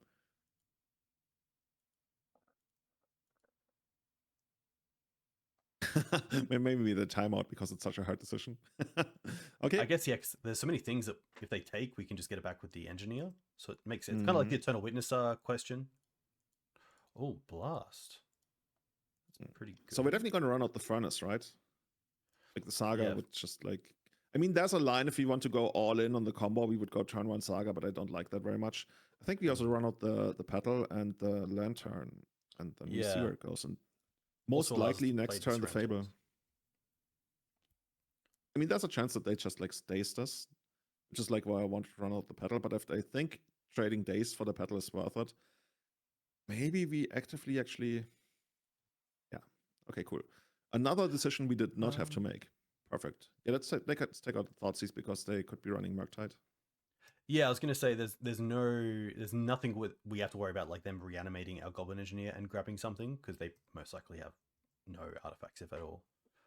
Postpart they could have like Palantir of something, but yeah, they probably wouldn't be able to activate Engineer. Ooh, Grixis. Oh, speak of the devil. Never mind. Grixis Shadow is like super rare. Grixis Delver, yeah, but Grixis Shadow. Oh, at least we got more real lands. Do you want to go for that one? I guess we can. The thing is, I don't really like going for the Saga here because it makes us play the Fable. Otherwise, like we won't be playing Fable for a long time. I kind of like just like going Plateau Painter, I guess. I don't hate that. Like we don't really care much about the Painter, and if they want to interact with the Painter, so be it. I'm not even sure like you really want to Pyroblast or remove a spell on this. Yeah, especially with not having like a clear line to Grindstone other than the Saga.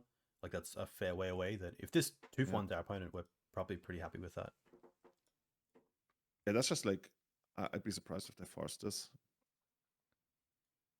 Maybe they're thinking about whether we name Black and they have Snuff Out, even though Snuff Out is like a lot more uncommon than it used to be. I really hope they reprint Painter Servant. Yeah, they kind of did, right, in the foil version. And I, for as much as I would love to get it, because it's old frame, the foil thingy scares me because if I pay like, I don't know, 300 to 400 euros, actually it's cheaper, like 300 euros, and then I can't use it in tournaments, it'd be like, ugh.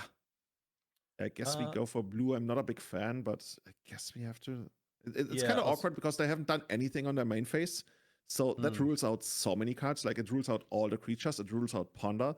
It doesn't rule out Brainstorm, Force, Daze, Murktide.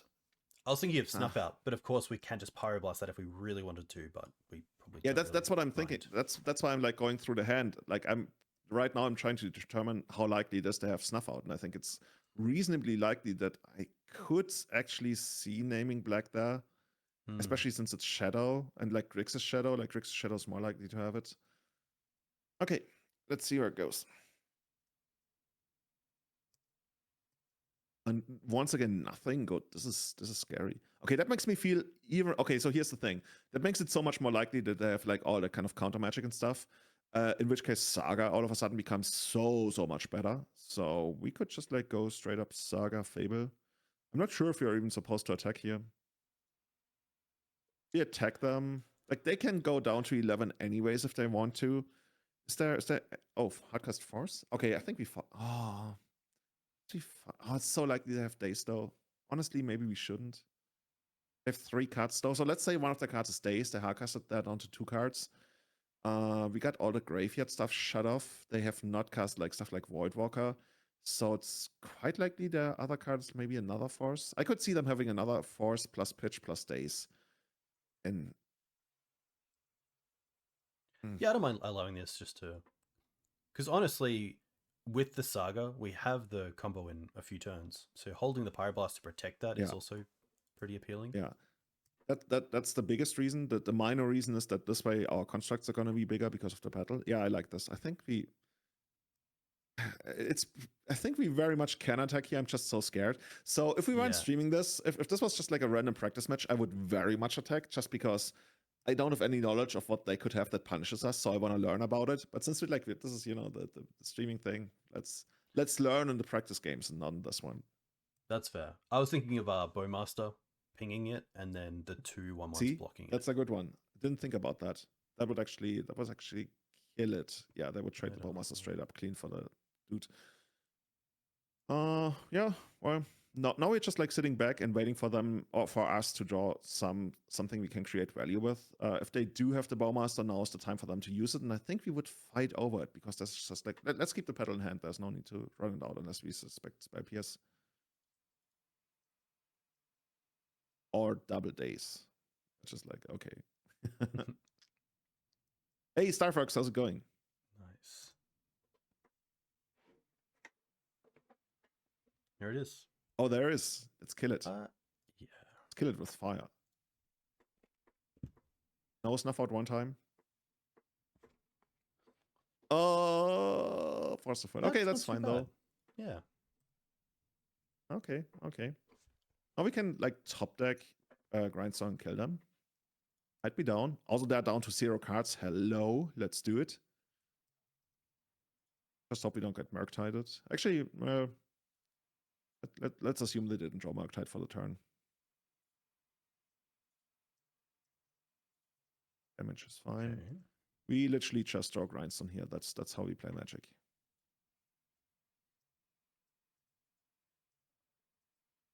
Saga would be good. Fable would be good. Fury is close enough. I think in this spot we just hold back Painter. Sounds good. Good blocker. I guess if they have the second Bowmaster, we get wrecked, but they would have played the second Bowmaster on the main phase because then they would have attacked for 1 more damage. Correct, yeah. Troll's not too bad here either because we just have the Soul Guide too. Yeah. The one thing that scares me is Murktide, but let's assume they just like don't draw Murktide for like a turn or two. At some point you have to respect it. But right now, let's hope we fade it. One reason to cycle the Lantern would be to try to find another land so we can hardcast Fury. But ideally we keep it in play, of course. No attacks. Yeah, like finding a land here with the Soul Guide would be pretty nice. Also interesting, the opponent did not play the opponent did not play the Watery Grave they found, so maybe they just wanna like brainstorm it back at some point, which is legit. So we can kind of rule out that they had drawn Brainstorm here. I think they would have Brainstormed in the main phase because they can play what's it called? DRC, even though DRC is not that great against Lantern. But yeah, that's another card we can kind of like mentally remove from what they have. We can also, you know what's interesting? We should actually pay attention to this. If they ever crack that polluted delta on their main phase, it's very likely this is to get the second blue for the Murktide, in which case Yeah. we should blow the Lantern in response. They can play around this by playing an untapped Watery Grave, but of course that has downsides for them because they're losing a land. And this one, let's just get the Welder. Welder allows for even more top decks once again. Does that also give us an extra mana? Because we can... Yeah. Oh, by the way, Welder, Welder also makes it so that we can reuse the Lantern if you really want to. Nice. That's very cool. So, yeah, let's see how that goes. Like, if we want to play it safe, we could actually blow Lantern on their, like, upkeep or draw step. But no, we don't even need to. Perfect. Nice. Oh, this is good. This is good. We can just... Cycle. Well, we don't have to. They deal 1 damage to the Welder if we do that. Oh, of course, yeah.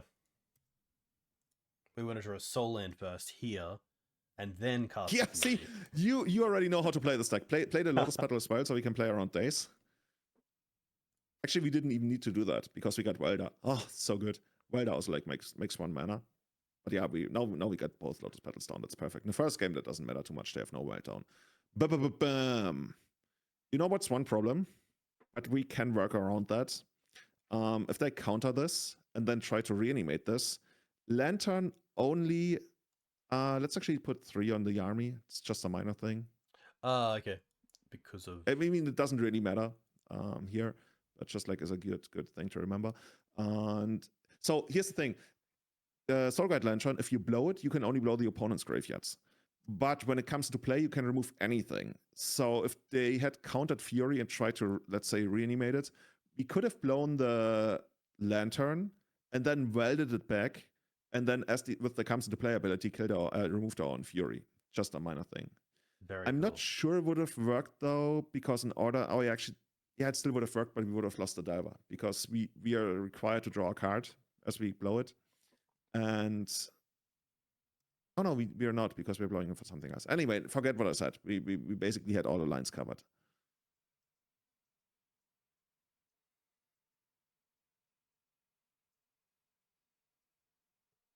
This is nice as well because if they do have Murktide, they have to fetch to get the extra blue source. Yeah.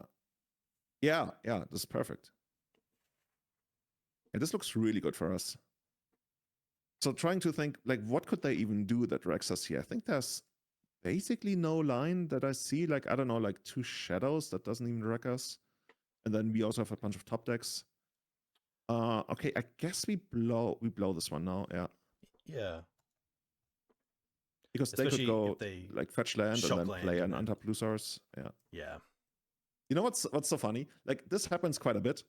If they now play the land tapped or untapped and play something like Ponder, or rather do nothing, then we almost certainly get guaranteed that they have Murktide in hand.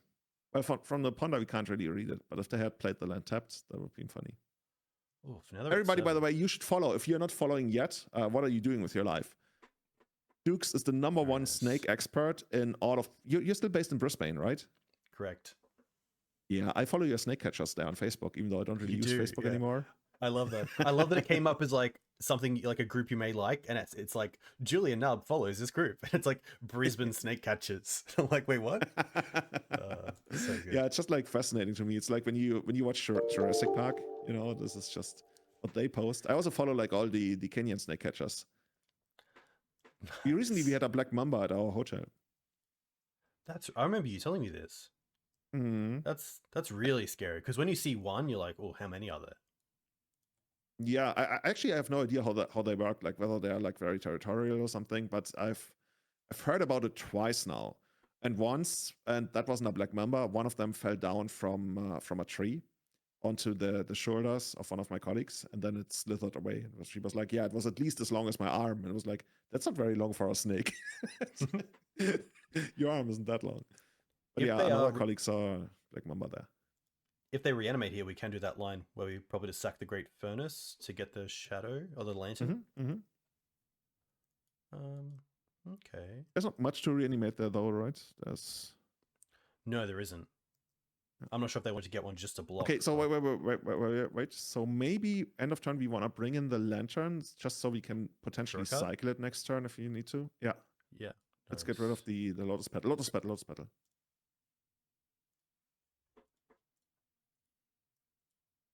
So, oh, yeah, let's get rid of that one. Perfect. So how big is that shadow? 6/6? 6/6, correct. So potentially 9/9. 9/9. Oh, there we go. Okay. Ooh, easy game, easy life. You can even win through days. Perfect. Opponent, bring it on. Show us what you got. 2 cards left.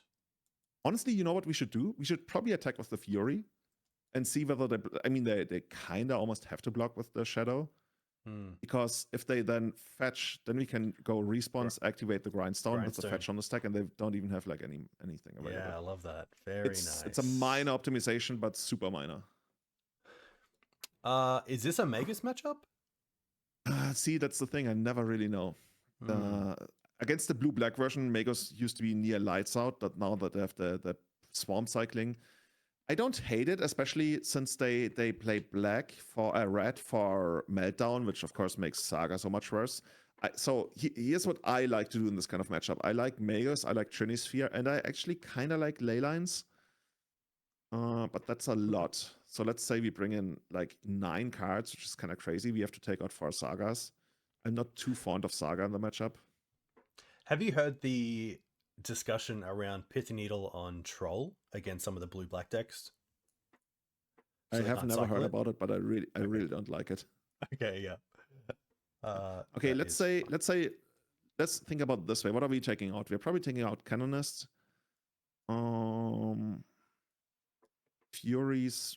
See, I actually don't know how good Fury. Actually, we take out Fury because if they reanimated, that's like terrible for us.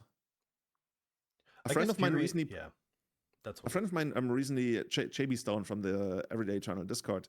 He's playing what's it called, unlicensed Hearse, which I never thought about, but that's actually really good. That also makes it so that you can keep Fury because you can Hearse yourself. So yes, that's cool. So let's try this. 7 and swords. What else is there? I guess we can take out a Lotus Petal. You know what's awkward about Magus? I just realized I've never played actually, I once played it last night. Magus turns off the swords, but that might not be a problem. Oh, take out the 4 Sagas, by the way. Oh, yeah, that's where the missing slots are coming from. I was like, why are we missing so many slots? Sagas. Take out the... Oh, those are Sagas. Yeah. Oh, really? All of them? Yeah, they have Meltdown, and we bring in like Magos. If we do bring in Magos, I think Leylines are better than the Magos, but let's put them for Leylines and see where this takes us. I think we are still like short 1. Yeah, it's really awkward. Maybe we just play 3 Magos because we really need the Swords to Plowshares. Swords to Plowshares is so good against them. I could see taking out like a Simian Spirit Guide for the 4th Magos, even though it's like anti-synergistic. Breya's Apprentice can probably go out. So let's take out Breya's Apprentice, bring in another Magos, and then let's run this one. This is like very much experimental still, because I'm not 100% sure we want the Magos here. I'm like 55-45 on that. It's just like Meltdown is so brutal for us. And this way, the way we've constructed the sideboard mapping now, oh yeah, this is great. Oh, this is great good. hand. I love that. Who came up with the white splash? Now that Blueback's games are relevant. Can't really say, right? Probably like a lot of people at the same time. Like Blue-White, Strawberry Shortcake has been a deck for a long time. I don't think they were that much into playing white for swords. They were more like into playing white for Enlightened Tutor. But the person who brought it to my mind is Callum Smith. But I'm sure that there have been other people who have been doing it at the same time. Like, for example, this list is very much based on what Peter Plank used to run at Four Seasons last week. And in speaking of Four Seasons, by the way, big shout outs to Robert's Your Mother's brother from Scotland, right? That was it. Got to meet him for the first time there. A big regular on all the Legacy streams. I'm sure on your stream as well. Yes, very cool to hear. Great times. Wait, oh, I'm so sorry. You're from Manchester? Wait, I'm so bad. I thought like your accent was Son of Wrath. Yeah, but I thought like your dialect was like Scottish. Oh my god, I'm so bad. I never asked you. I'm so sorry, dude. Yeah, I know Son of Wrath is from Scotland. I just assumed like I'm so bad at judging. Like, are there any like English dialects that I'm very confident in knowing where to put them? The only thing I know is that I can't understand Scouse. Like, if somebody's from Liverpool, it's lights out. So they took the Trinisphere. Okay. Okay, now we get the Painter plus Pyroblast combo available. I'm not too big of. Yeah, I like that you fetch first. That's very good. That's very heads up. It actually. Yeah, let's just go for this one. Yeah. Yeah, I was going to say that We have to maybe bid- we can play around Wasteland, but I think if they Wasteland us, they're probably going after the Ancient Tomb. I mean, them wastelanding us would probably be good for us because that's another 1-for-1 trade we make where we like trade a resource that we have plenty of that we can't use for good value for now. That's very true. So if they fight over this, yeah, I guess. Yeah. Actually, let's fight over it. Yeah. They know about the Pyroblast, right? So yeah, there's probably a daze, but that's fine. Or they're trying to get a Death Shadow online. Or maybe both. Oh, that would be bad though, right? Because then they would literally just be like, it would be okay. They still trade 1-for-1 for the Pyroblast in that case. Yeah, good chance they just like run out Death Shadow and kill us now because the second ley line is pretty backbreaking. And if they don't run out of Death Shadow, there's a really good chance that they have Bowmasters, in which case, like, even one of our best top decks in Fable wouldn't do it. So here's the thing. Okay, let's just pass. Can't really do anything. I was wondering whether we want to keep the second Plateau just because it's our only white source, so we can eventually, like, if sequencing doesn't work out, it's also just a minor optimization. But the thing that makes it, I think, better to play the first Plateau at the second Plateau is that the opponent already knew about it, whereas they didn't know about Mountain, so we deny a little bit of information. Yes. And that's the Bowmasters. Okay. Fine. So now we kind of want to draw Fury. Oh, which we decided off. Oh, good. It makes it ever so slightly harder. Dragon wouldn't be too bad. Mm-hmm. That would be great, actually. Actually, the draw with our Bowmaster is a little bit rough. Yeah, but we would basically have something that's like holding back the fort. And like basically one of the best blockers we can imagine. And then we like it enables a lot more top decks. That's very true. Once we get rid of the Bowmasters, of course. I mean, we either stem the bleeding or we fight back because we can go on the attack. They're down to 7. So like having an attacker for 4 would have been great until they found this shadow. Yeah, this is rough. This is the kind of game where you wish you had something like Ensnaring Bridge, which is like the other way to go if you don't want to splash white and if you don't want to play the swords, then you can play Ensnaring Bridge. Of course, that's worse against Meltdown. And yeah, we'll have to see what we're going to do in the third game. But right now, there's nothing happening. It is nice to see the mana base. Like, Magus would be pretty cool if they didn't have creatures on board. Okay. Yeah. Nice. Okay. Nothing we can do there. Any changes on the play? It's hard to say because I don't have like a strong opinion on this right now. It can be so incredibly swingy. I still like Magus. I still kind of like Leyline. Of course, Leyline is so much worse against Shadow. So maybe no Leyline. I mean, it's kind of hard to say, really. Honestly, what if we tried without Leyline? Because we still got the Swords to Plowshares against their big dudes. And then we can either bring in Fury or Sagas again, like, or even Apprentice. What if you bring in like, oh, dude, Fury could be such a problem though. If you get wrecked. Maybe that's just like what we gotta do. We got 4 slots, so maybe all the red cards. Yeah. Then again, maybe Saga. Saga I also don't hate. I mean, they still have to find Meltdown and cast it. On the other hand, we invested so much mana into Saga to make it work.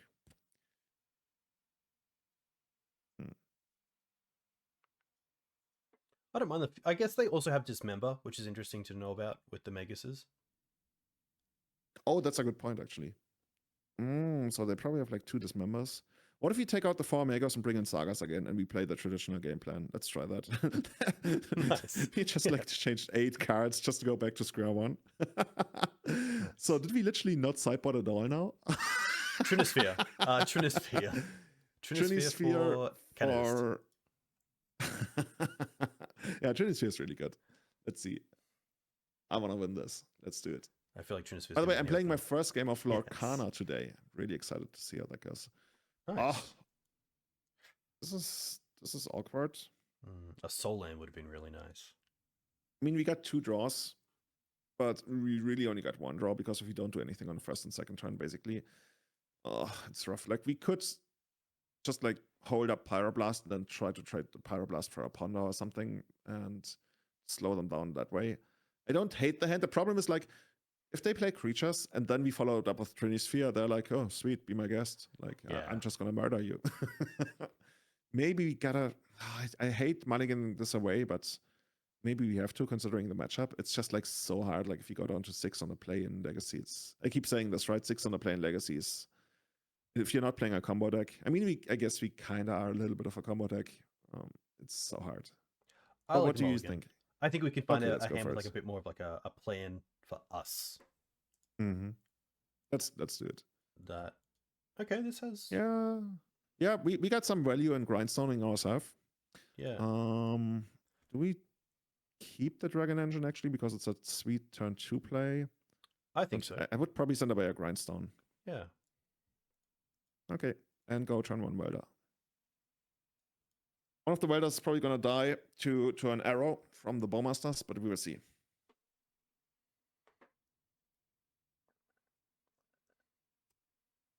How it works out with the Nairo is a worry. Yeah, it's a worry, but it's a worry we can't do anything about. Let's see. Nothing.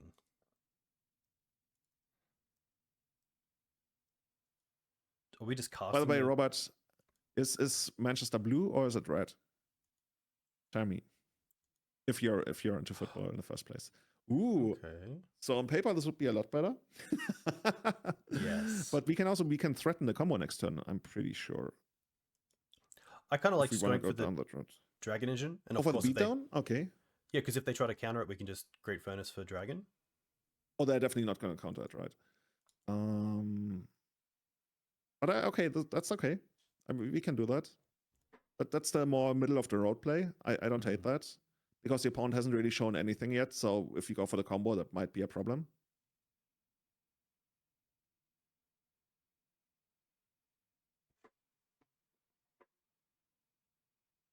Opponent, see, I love this, like Reader. We talked about, right? Yeah, maybe Reader, but more likely the opponent is looking at this and thinking, do I really want to daze this? I don't even want to daze this. You know, this is why I call it like a middle of the road play, which is like the opponent, it looks like they have interaction. You know what I could see? They could go for response, kill the welder, response, daze this. And I think that would still be very good for us, unless they wasteland us. Like if they go literally removal, daze, wasteland, then we are heavily screwed. So let's see how this works out. Untapped could actually literally be removal, daze, wasteland. Yeah. Opponent found the line. Yeah, they're about to pay live. Go for the welder. Daze this. By the way, this is me on the other side of the board. I'm actually stream sniping you. Oh, they're forcing. Okay, that's actually not so what? The value, dude. The value. No wasteland one time. Okay, brainstorm. Dude, they want the wasteland so badly. Yeah, digging for it. Crowndas AB, thank you. Thank you so much. Dude, seriously, Dukes is putting like out one of the most chilled, relaxed streams that I've ever seen. I remember like sometimes I would watch you, especially when I was like still working from home. I got you like on the second screen. That was one of the best things about lockdown. Thank you. I very much appreciate that. It's always nice to have like just like a bit more laid back than. Have you ever been like agitated, like giving people shit on stream ever? Tell us everything about it. maybe sometimes, but I actually really like to think of my opponent as I'm just playing against a computer AI and take all human like capacity out of it. So you're saying you're like dehumanizing your opponent? Yeah, 100%. And I feel like if I make my opponent the computer, then I always just think that the computer's going to go for the best play. But also if I get like comboed out, it's just really nice to think about like how happy they would be if they found that line. Oh, I think a lot of people don't do that. Thoughtseize here isn't too bad because we have 2 great creatures to put into play. Yeah. Oh, Shadow. Ooh. That could kill us very quickly. Oh. Interesting. Interesting. So, what do we want to do here? I think my gut feeling is to run out Welder and then Grindstone. Okay. Because Welder, like, both take 1 turn to get active, basically, but Engineer is going to cost us 1 more mana next turn to do it. Yeah, the question is that worth the upside of like a Bowmaster, which you can't kill? Engineer but can't kill Welder. That's a good point. That's a good point. So let's say they do have Bowmaster, and then next turn we have to spend 1 more mana on activating it. Because what I'm thinking about right now is whether we even want to get like a white source even, but I think that's not greedy enough. We should be greedier. So most likely we'll just get Engineer next turn. Actually, your Bowmaster thing, that made me think. If they do have Bowmaster, then getting back the Dragon Engine is like a bit of a problem. So I'm wondering, like, what if we play Engineer and put... Yeah, so, okay, here's the thing. If we play Engineer and we put Painter into the graveyard, and then we draw a land or any kind of mana source next turn, then we can kill them. Of course, they have like 3 cards, so they got something to say about that. But that's a line to victory that wins through Bowmaster. Of course, you need to draw a land for that to work, but I kind of like it. I mean, the Grindstone might get dazed if we go for the Engineer line. That's one of the reasons I was leaning towards Welder initially. But How did the first Welder die, by the way? It got dismembered, right? Correct. Did they have enough mana? They had how much mana at that point? I'm wondering whether they could have also Bowmastered. I think they only had 1 land. So Correct. In that case, maybe that's why they were hesitating for so long. Okay, yeah, let's go for the Engineer line. I like it. Nice.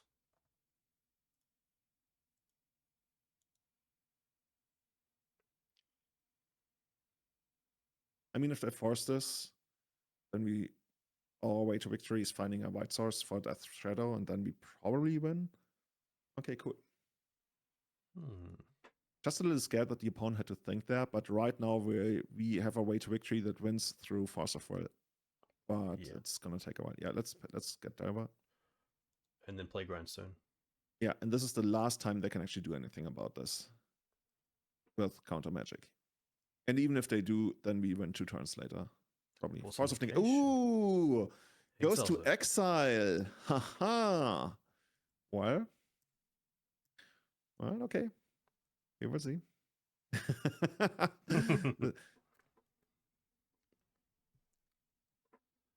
Black. What is this going to be? Discard? Or another Dismember? Tundra 1 time, please. Well, Tundra would be something. I take a Tundra here, honestly. I would take a Tundra too. Yeah, Kentucky, it's true. We have Dragon Engine to refill the hand. Like right now we're thinking, oh, they could have Bowmasters. Interestingly, the opponent like wanted to play something on their turn, and then they went back. Of course, could be just a bluff. Could also be a thing of, oh, wait, they could get Dragon Engineer next turn. Maybe I should not do something.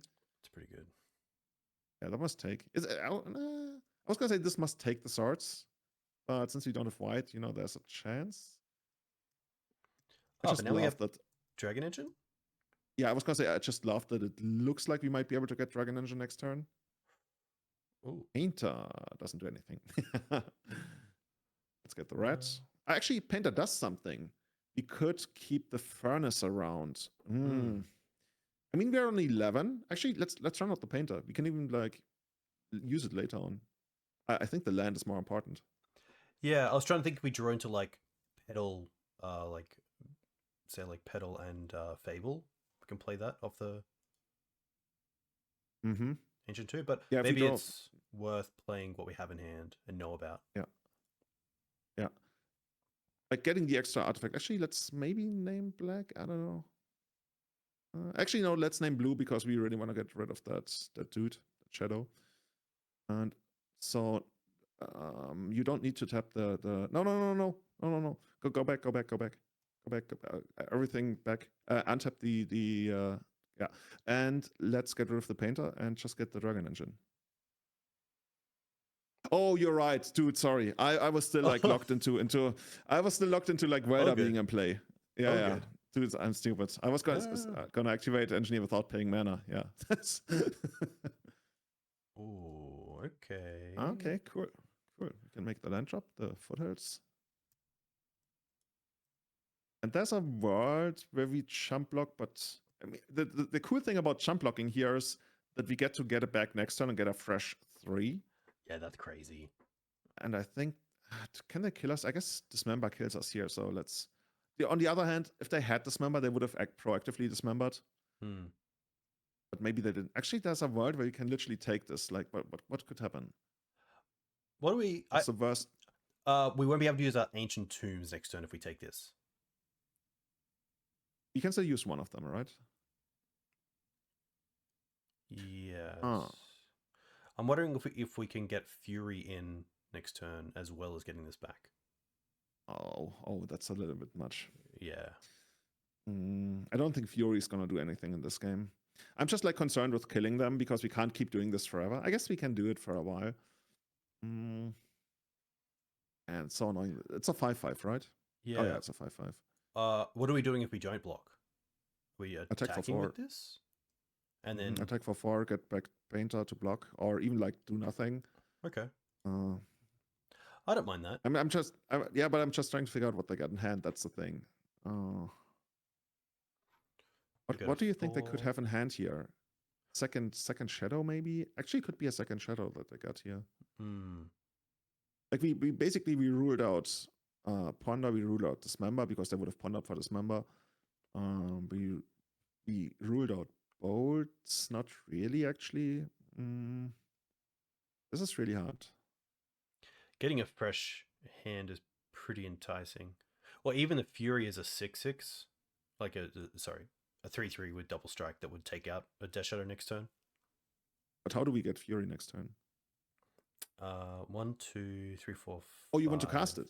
Yeah. Yeah, but then. Well, yeah. We take a lot of damage that way. Yes, we take a lot of damage this way as well. Yeah.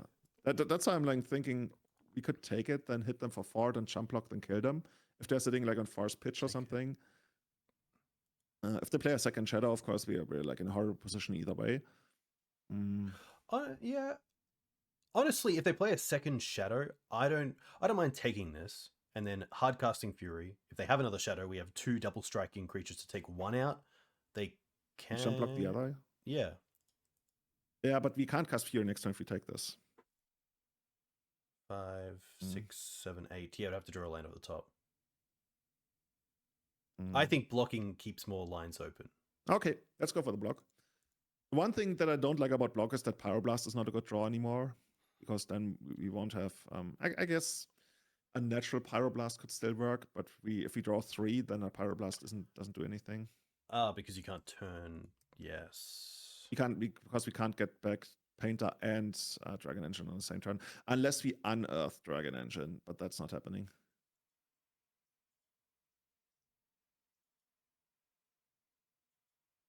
Saga is not the worst. Saga makes it so that we can at least like continue the jump block thingy. Like my initial thought is like run out Saga, get back Dragon Engine, sacrifice the Furnace, and see what happens. Of course, we straight up almost not we straight up, but we most likely. Oh, they could have Surgical. Oh, Surgical is like super likely now that I think about it. Oh, but can we beat Surgical? Probably not. Unless we draw of like play Saga and then go for Phyrexian. Actually, we can beat Surgical if it's the only thing they have, because then we get back Painter, and then we need to jump block 1 turn with Engineer until Saga goes off and finds Grindstone. I mean, that still needs a lot of help. Chat is suggesting just hardcasting Fury. I'm like, I guess. But then what do? Then we jump block with the Engineer. And then we if we hardcast Fury, we can block with the Fury. Yeah, but that's worse than activating Engineer. Well, Fury dealing 6 with double strike is different to 4 with double strike, because we could kill the Death Shadow if they do attack. Yeah, the thing is, like, I don't think we were killing the Death Shadow in combat, but maybe. I mean, I'm not a big fan of getting Fury. Like that doesn't do anything. All you guys want to cast. You guys want to cast Fury, right? It seems like Chat wants to cast Fury as well. I'm not a big fan of that. Like, what's an exile for them? Is there a Days in Exile? No There's not even a Days in yet. Exile. And they haven't cast anything on their main phase. They haven't cast like Discard. They haven't cast Dismember. They haven't cast Ponder. They haven't even cast Brainstorm, which they would have done. They are sitting on 2 cards that are like so insanely likely to be Days. Yeah, I like Dragon Engine a lot more as well. Yeah. Are we doing it right now? Or yeah, that's the question. We can play. Yeah, actually, maybe we should do it right now because we will be able to cast Fable. Yeah. It's just like we get wrecked by Surgical, but at some point you have to pick your poison. It feels surgically.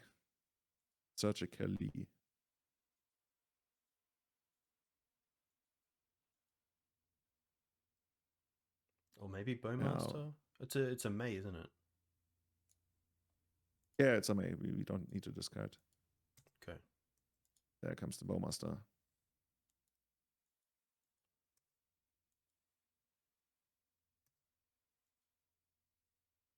Ooh, rough. I mean, we got a blocker. We probably just take the damage to the face from the shadow. We can draw 3 new cards, but at this point, not a big fan. Especially since like Fable all of a sudden is not a good draw anymore.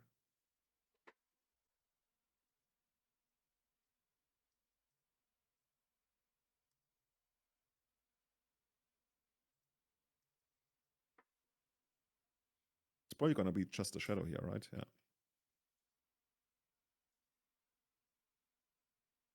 Hey, the token, okay. The token feels like the second Bowmaster then. Yeah, I don't mind blocking the token here and going down to. Yeah. I guess three's really rough because we want to fetch and we want to use the Ancient Tomb. Yeah, we are like basically screwed. We're not winning this one.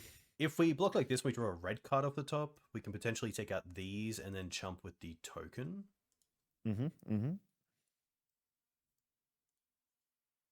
Yeah, I also feel like the only way that the Fury ever gets into play is like through Pitchcast. Double black. That's fine. Dude. This is too much. Okay, there's Painter in the bin. Actually, so dude, can we actually do this? Oh no, it's on 2. It's for a second I thought it was on 3. So we make 1 token to chump block. Oh, we lose too much life, dude. We just lose too much life. So let's say we take 2 guaranteed from the Bowmaster. It takes us to 5. Then we take somehow 2 guaranteed. Takes us to 3. Then the Engineer. Oh, the token blocks the Engineer block. Dude, can we actually do this? So let's say. Oh, but then we can't activate, I guess. Okay, here's the thing. We would literally do nothing here and then pass, and then they attack with everything, and then we make a token. Takes us to 5. 1 token blocks a shadow. The Engineer blocks the other shadow. Then we activate, go down to 4. We get Painter in play. Then we got everything we need. Then we got 2 mana next turn, and we take 2. We go down to 2, and then we are 1 mana short of activating Grindstone. So we would need to draw a land that is not Ancient Tomb to win the game, and we need them to not have anything. I think that way we could do it. Cool. Chat is saying Weld and Blast. I didn't think about that starter line that also works. I think that line just costs more mana.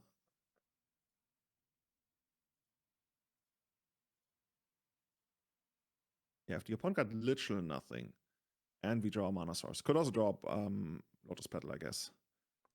Think we might be able to do it. Good sorts of Plowshares would be insane here, by the way. Take out both. So we make a token. Yeah. Go down to 3. To 5. We also want to fetch for a Plateau. Yeah, I guess you can fetch for Plateau. just turns on swords potentially. And now we and block. then we want to go. We block the 2 shadows, and we turn the token into a painter. I guess we can even name red on the painter. It doesn't matter. Maybe there's a line where we pitch the second tomb to Fury to do something. I would name red actually. Because that means the tomb can be pitched. Actually, you know what? Now that I think about it, maybe even blue, because we draw a second blast, and there's a completely different line where we don't try to win the game, but to stabilize. Oh, fuck this shit. Now even drawing a land doesn't do it. Oh, and we would have drawn a land. Oh, dude. So close. We are either one life. Assume we had named blue. We're either one life short or 1 mana. Oh, this is so close. Is there anything we can do? We have a dragon engine still in the graveyard, so we could activate that, but we don't have the mana. Yeah, we can't even draw a card with we can't draw off our Soul Guide to get sword. Juju Bean is asking, why didn't we Fury the Bowmaster and the token? Because 2 reasons. We didn't have a red pitch card for that last turn. We could have gotten the Bowmaster, the Painter Servant to play and named red and then pitched the Ancient Tomb. But in that case, the Painter Servant would have needed to jump block, because then the Goblin Engineer would have been tapped. So there's just like no way that works out for us. We had Red Blast last turn. Okay. Did we really? That's really good then. So let's. But then we don't have red mana, right? Yeah, we don't have enough red mana for that to work. Yes, sadly. I guess last turn we could have Fury, pitch red Elemental Blast, take out those other 2. We could have tried that. Oh, we don't have enough damage Blaubear. We can't even get that. Yeah, we are just like that. Tough. Yeah, that's sometimes just a paint of life. So last turn, chat is saying, what if we Fury last turn? We drew Arid Mesa for the turn. We take out those 2 tokens, then we are on 4 life. Then we still lose, because then we can't get rid of the Nile Rod. How does it work from there? We do this, we do this. Fury, pitch this, then we block, jump block, we get this guy. I think it would have been better to Fury last turn. In this case, we would have still lost because of the Nile Rod, though.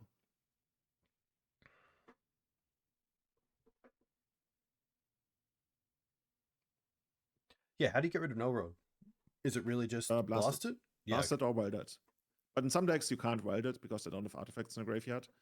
But you can weld it. That's cool. Yeah. You can do some crazy stuff with Welder.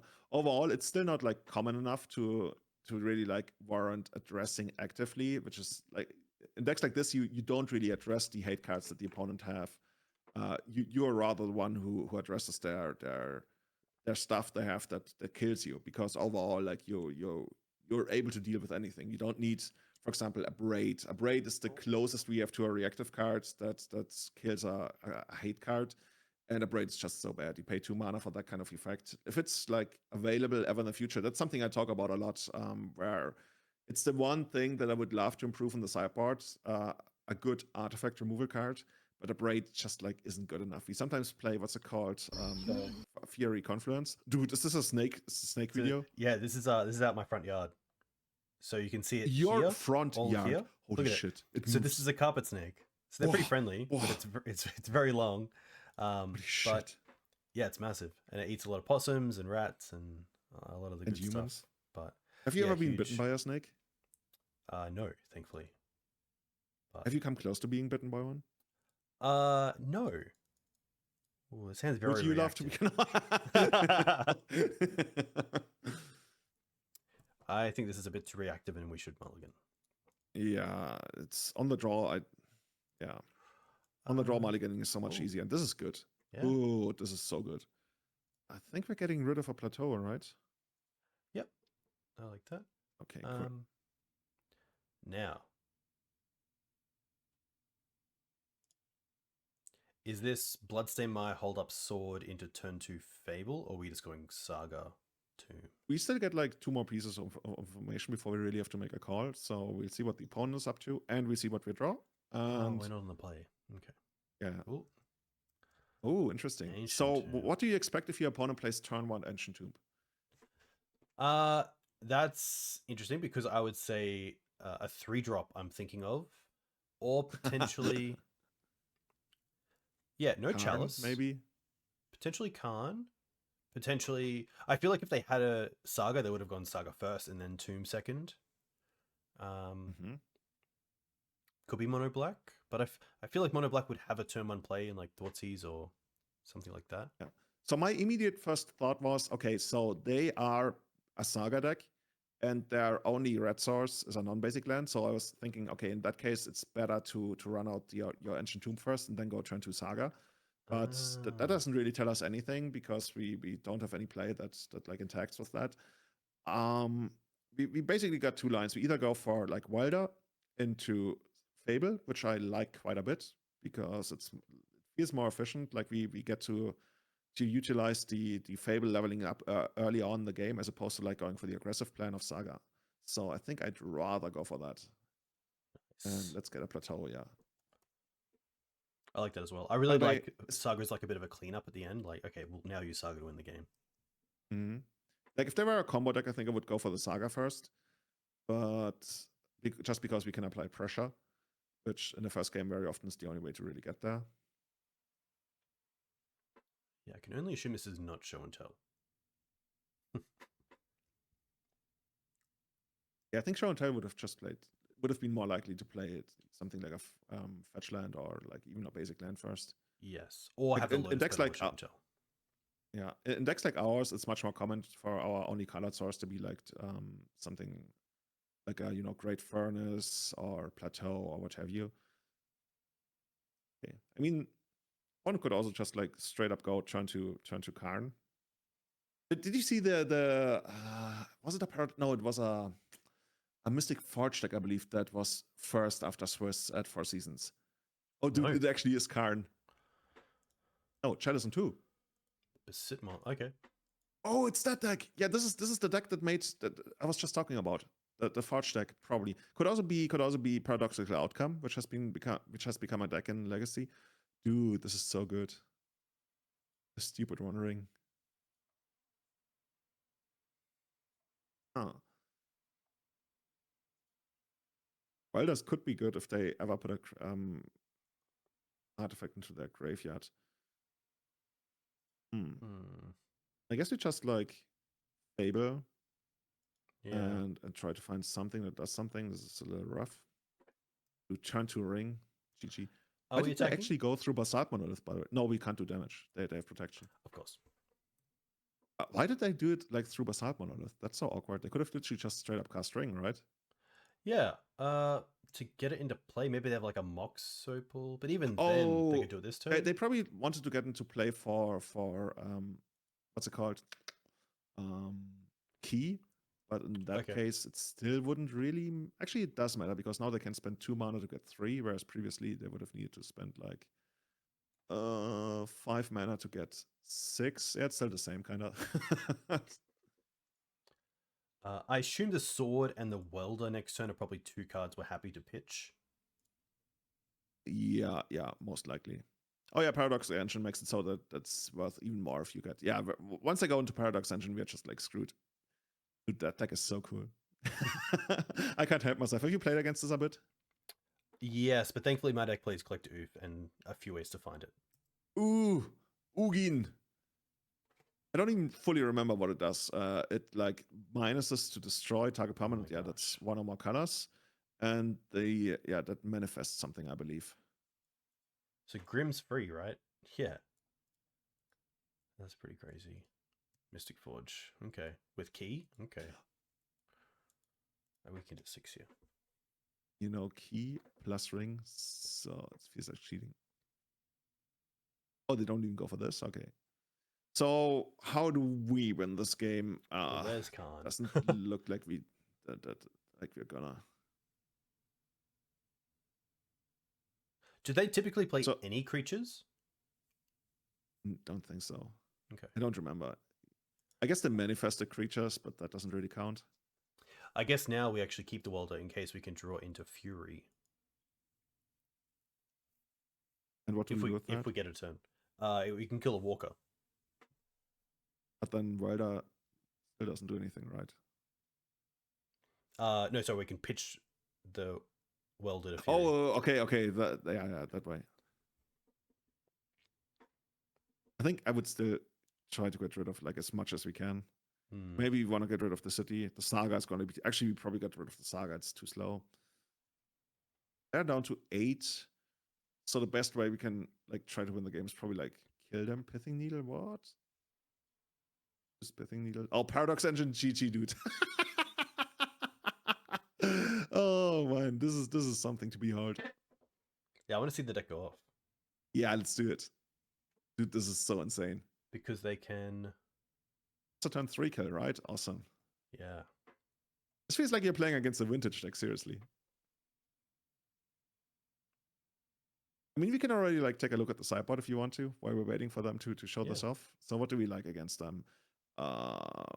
Very much the Mindbreak traps. What, this way? I mean, you can just like draw the window to make it bigger. And go to deck tech. There Okay, so Mindbreak traps, Trinispheres, maybe Needle. Yeah. I think those are the ones we're looking at. So we're nice. looking at, let's say, up to 5 cards. So we would take out like definitely 4 swords and then probably 1 fury. I guess Canonist doesn't do anything. Non-artifact. Yeah, you're right. You're right. In which case, it's kind of awkward. 5 for I guess we 5. can keep the fury. It's still not the worst.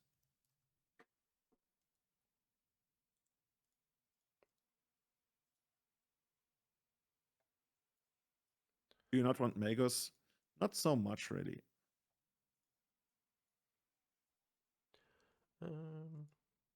Yeah, that's probably it. If you want to bring in Magus, like you cut off your line of where you like kill them really quickly, like with a turn 3 combo or something, in exchange for like slowing them down by like a turn or so.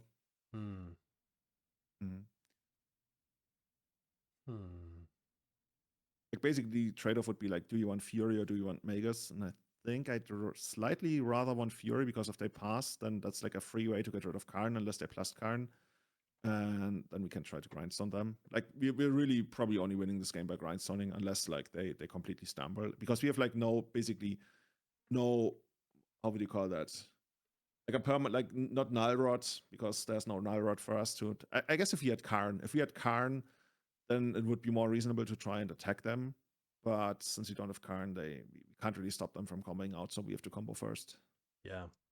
And in order to combo first, like Fury taking out Karn is big. Do they play any sort of lands we care about, like Inventor's Fair? Or is that too low to the ground? I don't think I've seen Inventor's Fair, but I also think like it's too slow for us to really like be interested in fighting over it anyway. Kind of saying Magus can slow them quite a bit. I mean, we can try if you guys want to. Yeah. In which case, we probably take out Sagas. Like Breya's Apprentice, for example, is too slow. Actually, let's take out Breya's Apprentice. That's just like way too slow for the matchup. Nice. And then depending on whether you wanna like fight, like you could take out Soul Guide Lanterns if you think they don't have like any kind of reshuffle effect. I actually don't know whether that's common or not. Nice. And then we still have 2 Sagas in case we don't find the moons. Okay. Yeah, okay, let's try that. Nice. Come on, Trinisphere. Nice. Ooh, turn to Trinisphere. Yeah, this is good. That's unless they go completely crazy, like this is really good. We got the turn 1's Painter Servant, turn to Trinisphere. Loving it. And we even got the potential turn 4 kill. Opponent keeps 7. Blue.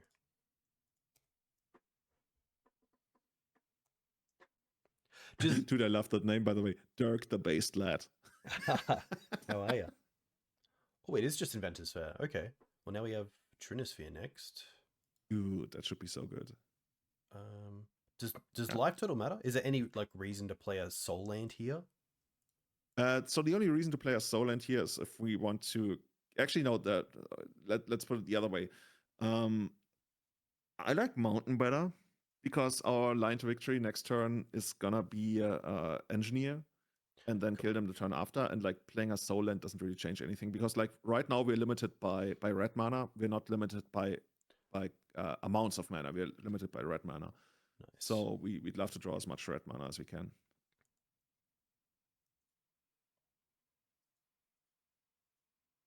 Okay, cool. So where do we go from here? I guess just Goblin Engineer and pass.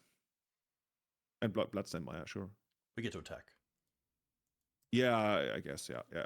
That's free, but we're not killing them by damage this game. That's true. But yeah, let's get the free damage. Right. Chat is asking, is it expected that we don't see full screen? Oh, sorry. Yeah, gameplay. There we go. Apologies, team. There we go. That's terrible. Apologies. All good. Thank you, chat. Okay, so what's the worst they can do here? I guess they can play Ancient Tomb Karn, which still like works for us. Because then we got Fable, and we will probably eventually get there, or even like attack Karn.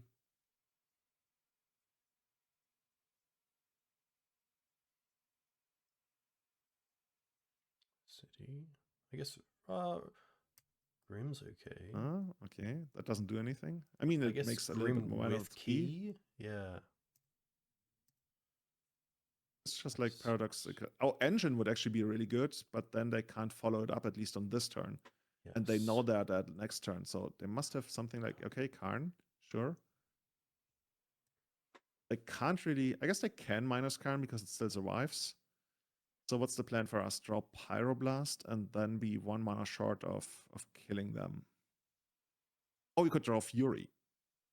Fury would also be 1 mana short though. Oh, we could sacrifice our own Trinisphere in case we draw Fury, right? That would work. Nice. Love it. Let's see if we draw Fury. The thing is though, if we draw Fury, it doesn't work. Oh, okay. Because Karn is at 6 and we can only do like 4+1 because we would need to tap the other guy. Okay. Yes. Oh, what's the idea here? Can they actually like lock us out of the game next turn? Does he have enough mana to kill us? With Mucus and Lattice? 1, 2, right? 3, 4. So that's 6. Yeah. Okay. So we need to make sure to be able to kill Karn next turn. So can we do both 2-drops? Like both 3-drops like you mentioned? I think we can. Yeah, let's go for that. Play the Fable and then play the Dragon.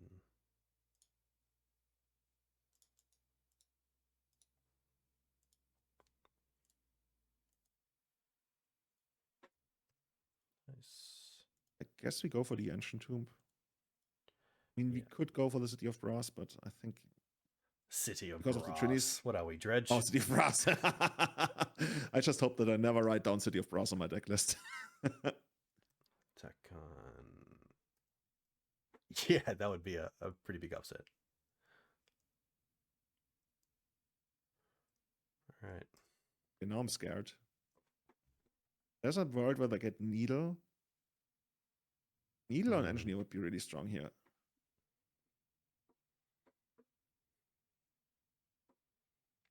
Yeah, Needle on Engineer would be really annoying. On the other hand, we do have Fable. We're gonna get 2 draws. Basically 3 draws on next turn to see where we're at. Dude, this deck is so good.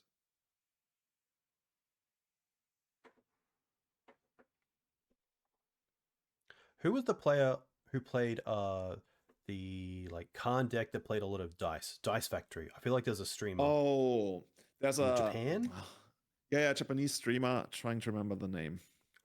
I don't. But yeah, Dice Factory. That was quite the deck. Yeah, cool deck. What are like the favorite deck, the most popular legacy decks in Australia? Or which kind of country is Australia deck-wise? I would say Delver, probably Grixis Delver. I believe they call it, I think it's like a worldwide name for it called Honda Civic. Just because like it's reliable and yeah. Yeah. Honda Civic, that used to be like the Grixis Delver with that's right, Shaman, right? But yeah, yes. the name still survives. Yeah. Chat is suggesting Zoo. I don't know about that. Zoo. Yeah, locally got like a good mix of decks. usually only like maybe 2 crossovers in what people play, which is nice. Show and Tell did really well for a few years, winning our version of Eternal Weekend in Melbourne for like 3 years in a row. Oh, I love that you do your own version of Eternal Weekend, dude. Yeah. Sadly, it's fallen off a little bit, but they have changed a few things, which is nice. Vintage has gone from a main event to just like a Friday evening event, and they've replaced that with Modern. 7-Point Highlander is definitely the biggest. So now it's 3 days of Eternal Weekend, Legacy, Modern, and 7-Point Highlander. Didn't you guys actually do like an online tournament for Mox Ruby in 7-Point Highlander? Yes, I believe some of the guys down south did that. I think that was backed by Rob's MTG Auctions, which is kind of like an auction house site in Australia. But yeah, a person ran away with a, I think it was a Mox Ruby or something. Yeah, Mox Ruby. Yeah, which is really cool. That was during COVID. I think it was. Yeah, it was an online tournament. That was kind of crazy. By the way, opponent named Grindstone instead of Goblin Engineer, so we might still be able to get some Dragon Engine value eventually. Oh, this is so cute. They animated the One Ring. Okay, so we drew a Grindstone. There's nothing interesting we can do. They got nothing. We can draw, right? Guess we get rid of both cards. Yeah. Bang. Oh, Magus? Okay. We turn off some of their stuff, yeah. What's the scariest stuff? Like, we can still attack Karn, but you know what's so cute about animating the ring? It's indestructible. It's like nothing gets past it. And the other thing is also the big, like, so we have no really good attacks here.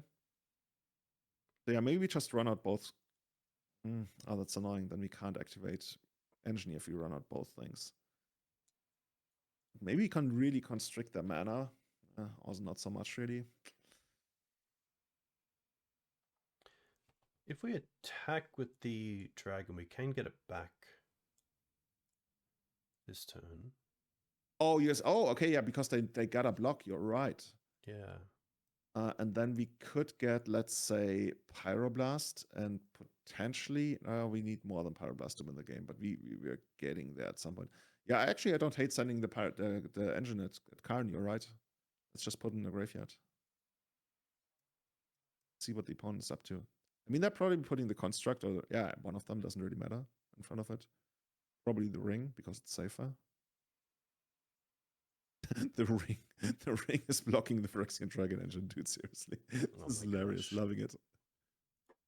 By the way, what's the shortcut for the snippet tool? I always forget. No, I've forgotten. I actually don't look on my keyboard. I just do it. I think it's Shift Command S. Shift Command S. I believe. That doesn't do it for me. Must be some chat will know. Windows Shift and S. Oh my god, so many keys. Windows Shift and S. Windows Shift and S. Also there we go. Yeah, it's Shift Start and S. Okay, sorry. Let's. We want to use the mountain to use the. Well, yeah. The only thing is, like, do we want to maybe run out the Fable? Is that good? Because we'd have to discard if you go for this now. If we find like swords and pyroblast, we get 2 removal spells and 6 mana to work. Oh, I guess we have 5 mana to work with because we have to use 1 for. We must have didn't we take out swords? Yes. I'm pretty sure we must have taken out swords. Yeah. Yes, we did. Okay. So I don't hate going for, let's say, it's so hard. Do we still have a land drop? Can you quickly check in chat? We do, because last time we had 6 mana. Okay, so we could go for Fable, then get back the Dragon Engine, and then find land plus Pitch plus Fury to take down Karn to 1, which would be pretty good. So play Fable. Yeah, or we find Pyroblast and plus land. Of course, in either case, we always need to find land. And take out Karn that way, for example. But yeah, I like actively going. Yeah, we probably I think the Trinisphere is too good, right? If you ever let go of the Trinisphere, we probably get wrecked hard. So probably the Painter. Like, Painter in the graveyard is not that big of a problem because you can always get Painter after the Grindstone. So that's usually the easy thing. Ooh, dude, we found what we needed. Okay, so let's figure this out. is it really the best to go after the Karn, or can we actually afford to wait? Because the opponent is like pretty constricted, right? We got rid of the painter. Ah, there's a thing. Yeah. Let's just put it back into play then. Yeah. Oh, okay. So the best line would have actually been to attack with the Goblin dude. Shaman? Yeah, to get the Yeah, token. yeah. So basically sacrifice it. Yeah. Actually, it would have been, yeah. Okay, anyway. Is it worth it to play the but, pedal? Actually, no, we're at 5. for the 3 mana. It's scary, right? I think I wouldn't do it. Yeah. Okay, let's just survive for a turn, and then next turn we get Painter, and hopefully can make something work. Also, like the main reason not to play the Petal is that we want to discard it to Fable. Fable next turn, most likely. Nice. Okay, this is semi-scary. It's not like crazy scary right now, unless the opponent has like something great coming out of Karn here on the minus. Could just be Canic. Draw a card. By the way, what does the Urza's Workshop actually do? I've never really bothered to read it. Taps for a colorless, and then it taps for a colorless for each Urza's land you control. Currently, they only have 1. So it's kind of like a Tron land, but only if you also have 3 artifacts. Okay. Looks like the opponent also isn't really sure what to do here. ASMR Dukes, yeah. Dude, have you ever done proper ASMR streams? There's probably a lot of money in that. There is. Have you seen the new one with like NPCs? That's hard to watch. I have not. I have no idea what that is. I'll send one to you, and you can just make your own judgments. Okay. in saying that, I have heard it's very good money for the people who do really well at it. With NPCs? Yeah. I have no idea. I'm not going to reenact it. Okay.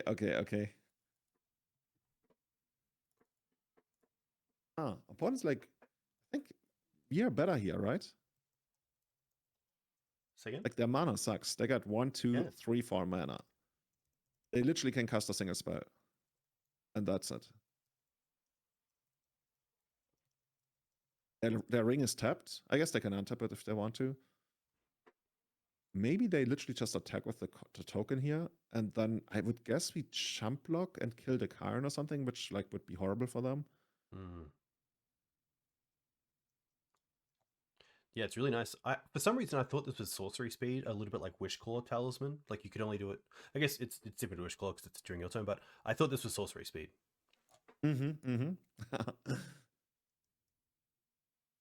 It's too good.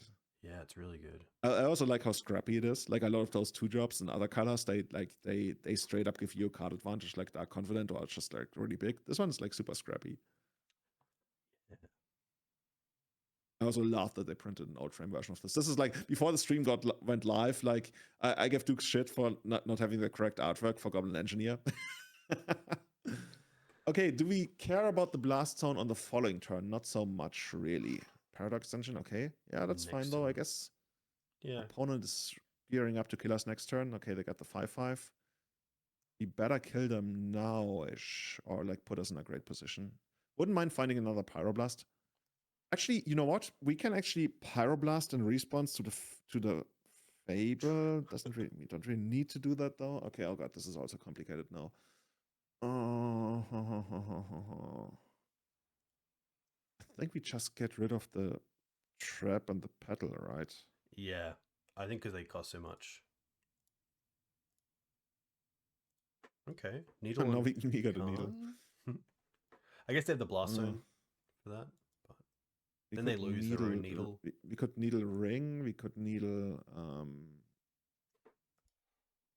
key, but let's figure this out from the other side first. We can get rid of the Paradox Engine and attack Karn, right? How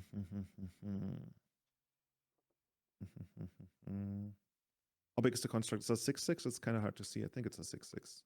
6/6, correct. Okay. Oh. I mean, the easiest thing is to just like get Painter's Servant, of course, sacrificing the Dragon Engine. Yeah. Or we could also sacrifice the Lotus Petal even. We lose a lot of life though. Oh, dude, we lose 4 life. That's just like a little much. Kind of want to get the needle out, honestly. Yeah, it's tough because the Bloodstone obviously answers it somewhat. So if it is really bad for our opponent, then... But they do have to spend, 3 mana on it. But with Paradox, it's pretty tough. Yeah, the whole idea is that we Pyroblast the Paradox Engine, right? On this turn somehow. Oh, it feels like we were one turn too late to do everything we want. Maybe we just like... Technically, we could also needle the Blast Zone, but that's just like neither here nor there. That's just like not doing anything. I'm just like trying to see whether there's like any interesting good attacks, but we would need... Okay, we would need to get rid of Trinisphere to have any good attacks. So let's say we sacrifice Trinisphere. Oh, but then we get wrecked, right? We get rid of Trinisphere, we probably get wrecked. So let's say we... Well, I guess we can actually... Oh, okay, that works. So we attack with like the 2 tokens, and we attack with the dragon, and then we sacrifice one of the treasures to get Painter back, and then we blast the Paradox Engine. And then there's... Yeah, I'm trying to figure... And then there's 4 damage at least on Karn. We lose the Dragon Engine, that's fine. And then Karn can't minus, and we have enough mana. 1, 2, 3... It's kind of rough, because then we'll probably have to chump block next turn. But so be it. Painter, get rid of a treasure.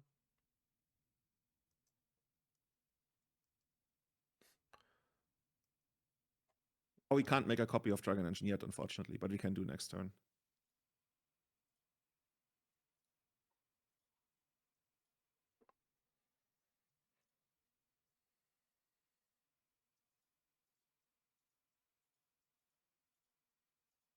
Oh, and you can't make a copy of Dragon Engine to draw cards because it only works when it comes from the graveyard. Yes. So the only way to do it would be like to make a copy of Goblin Engineer and then like to bounce it between the graveyard and the battlefield, but that's quite mana intensive at this point. Okay, so they decide to get rid of this. Makes sense. Get Karn to 2. And now we can go to 3 and get Needle down. This is like what I said, like we probably have to chump block next turn, and it looks like we have to chump block either way, right? Yeah, probably with the reflections. So what... I'm not even sure if we do it with the reflections, but let's figure this out. I think we're naming the ring? Yeah, it's the ring. If we stop Karn from plussing, is there a way we can kill him next turn? Karn would be on 3. Send a bunch of stuff at Karn. They got 1 blocker. They can actually get rid of our creatures with Blast Zone, with the attackers. Yeah, we're probably not killing Karn next turn anyway, so yeah, I don't hate naming ring. You could name ring, we could name E to constrict the mana, but that probably doesn't like do anything reasonable.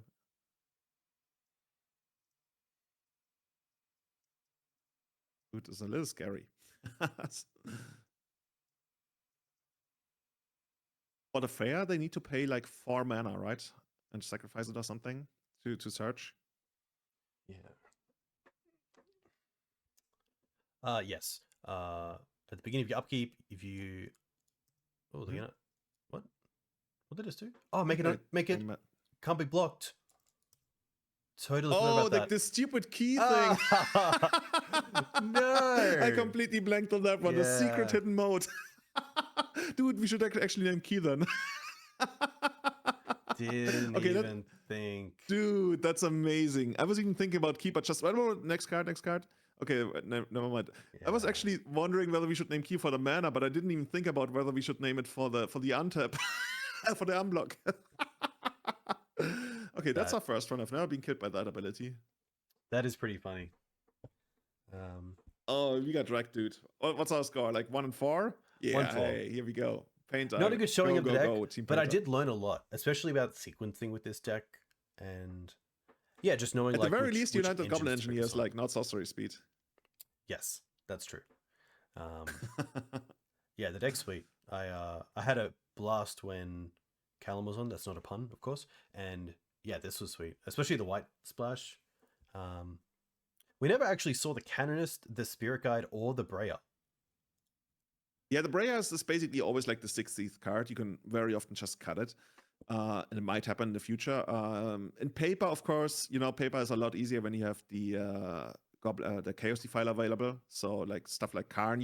It's funny you ask about how do we deal with Nilrod and Asset Blast, but in paper you can also just like straight up kill it with Chaos Defiler and stuff. So in paper, especially against hate, you're a lot better. You're also a lot better against like what we saw in the last game here. Imagine if we had the Chaos Defiler available in the last game. You kill something on the way in and on the way out. So a lot of problems that you have with stuff like this are not available in Painter, or not a lot easier solved in Painter. But yeah, it's still very much playable without it, but you get the extra punch for sure once you get Chaos Defiler.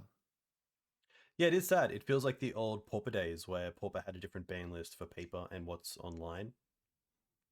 In that it's kind of two different formats, and now you're looking at paper like online results, and they're obviously a little bit different as well. Have they unified them yet, or are they still different? I believe they have unified it. I think they did that a few years ago, which is obviously a great thing. Okay. But Julian. So who's next? Who's gonna be the next person? Shocking. Phil in 2 minutes. And he's playing the mono black deck, right? He is correct. Awesome. Yeah. Which should be really fun. It was my pleasure. I also got to run. I'm off to some is it called Lorcana or Lorcana session? Have you played it yet? Yes. No, I haven't. I don't believe Australia is getting stock until next year. Ooh, no Disney for you, sir. Yeah, but they could maybe you can smuggle it in or something. Maybe. I think people are buying it online, but it's quite expensive right now. Ooh, okay. There's a lot of hype. All the more reason to smuggle it in then. Yes. But yeah, a huge thank you, Jules. Always a pleasure to have you on. Dude, Phil, I can see in chat, which is very cool. Okay. But yeah, not going to be able to watch that, but I'm going to check out the BID. Beautiful. If everybody follow Dukes. Oh yeah, me. You can find me on @itsJulian23 on Twitter, and definitely check out the Everyday Eternal podcast. We are @EternalMTG on Instagram and Twitter, and there's a new website coming out, so you can find us everywhere. And yeah, I think that's gonna be it for now. And I'm gonna go and beat somebody up with Mickey Mouse. Beautiful.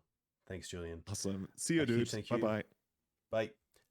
I'm gonna have a quick break. I'm gonna stay live, and I'm gonna get a quick water. And then, Phil, I'll talk to you on Discord, and we'll be back very soon.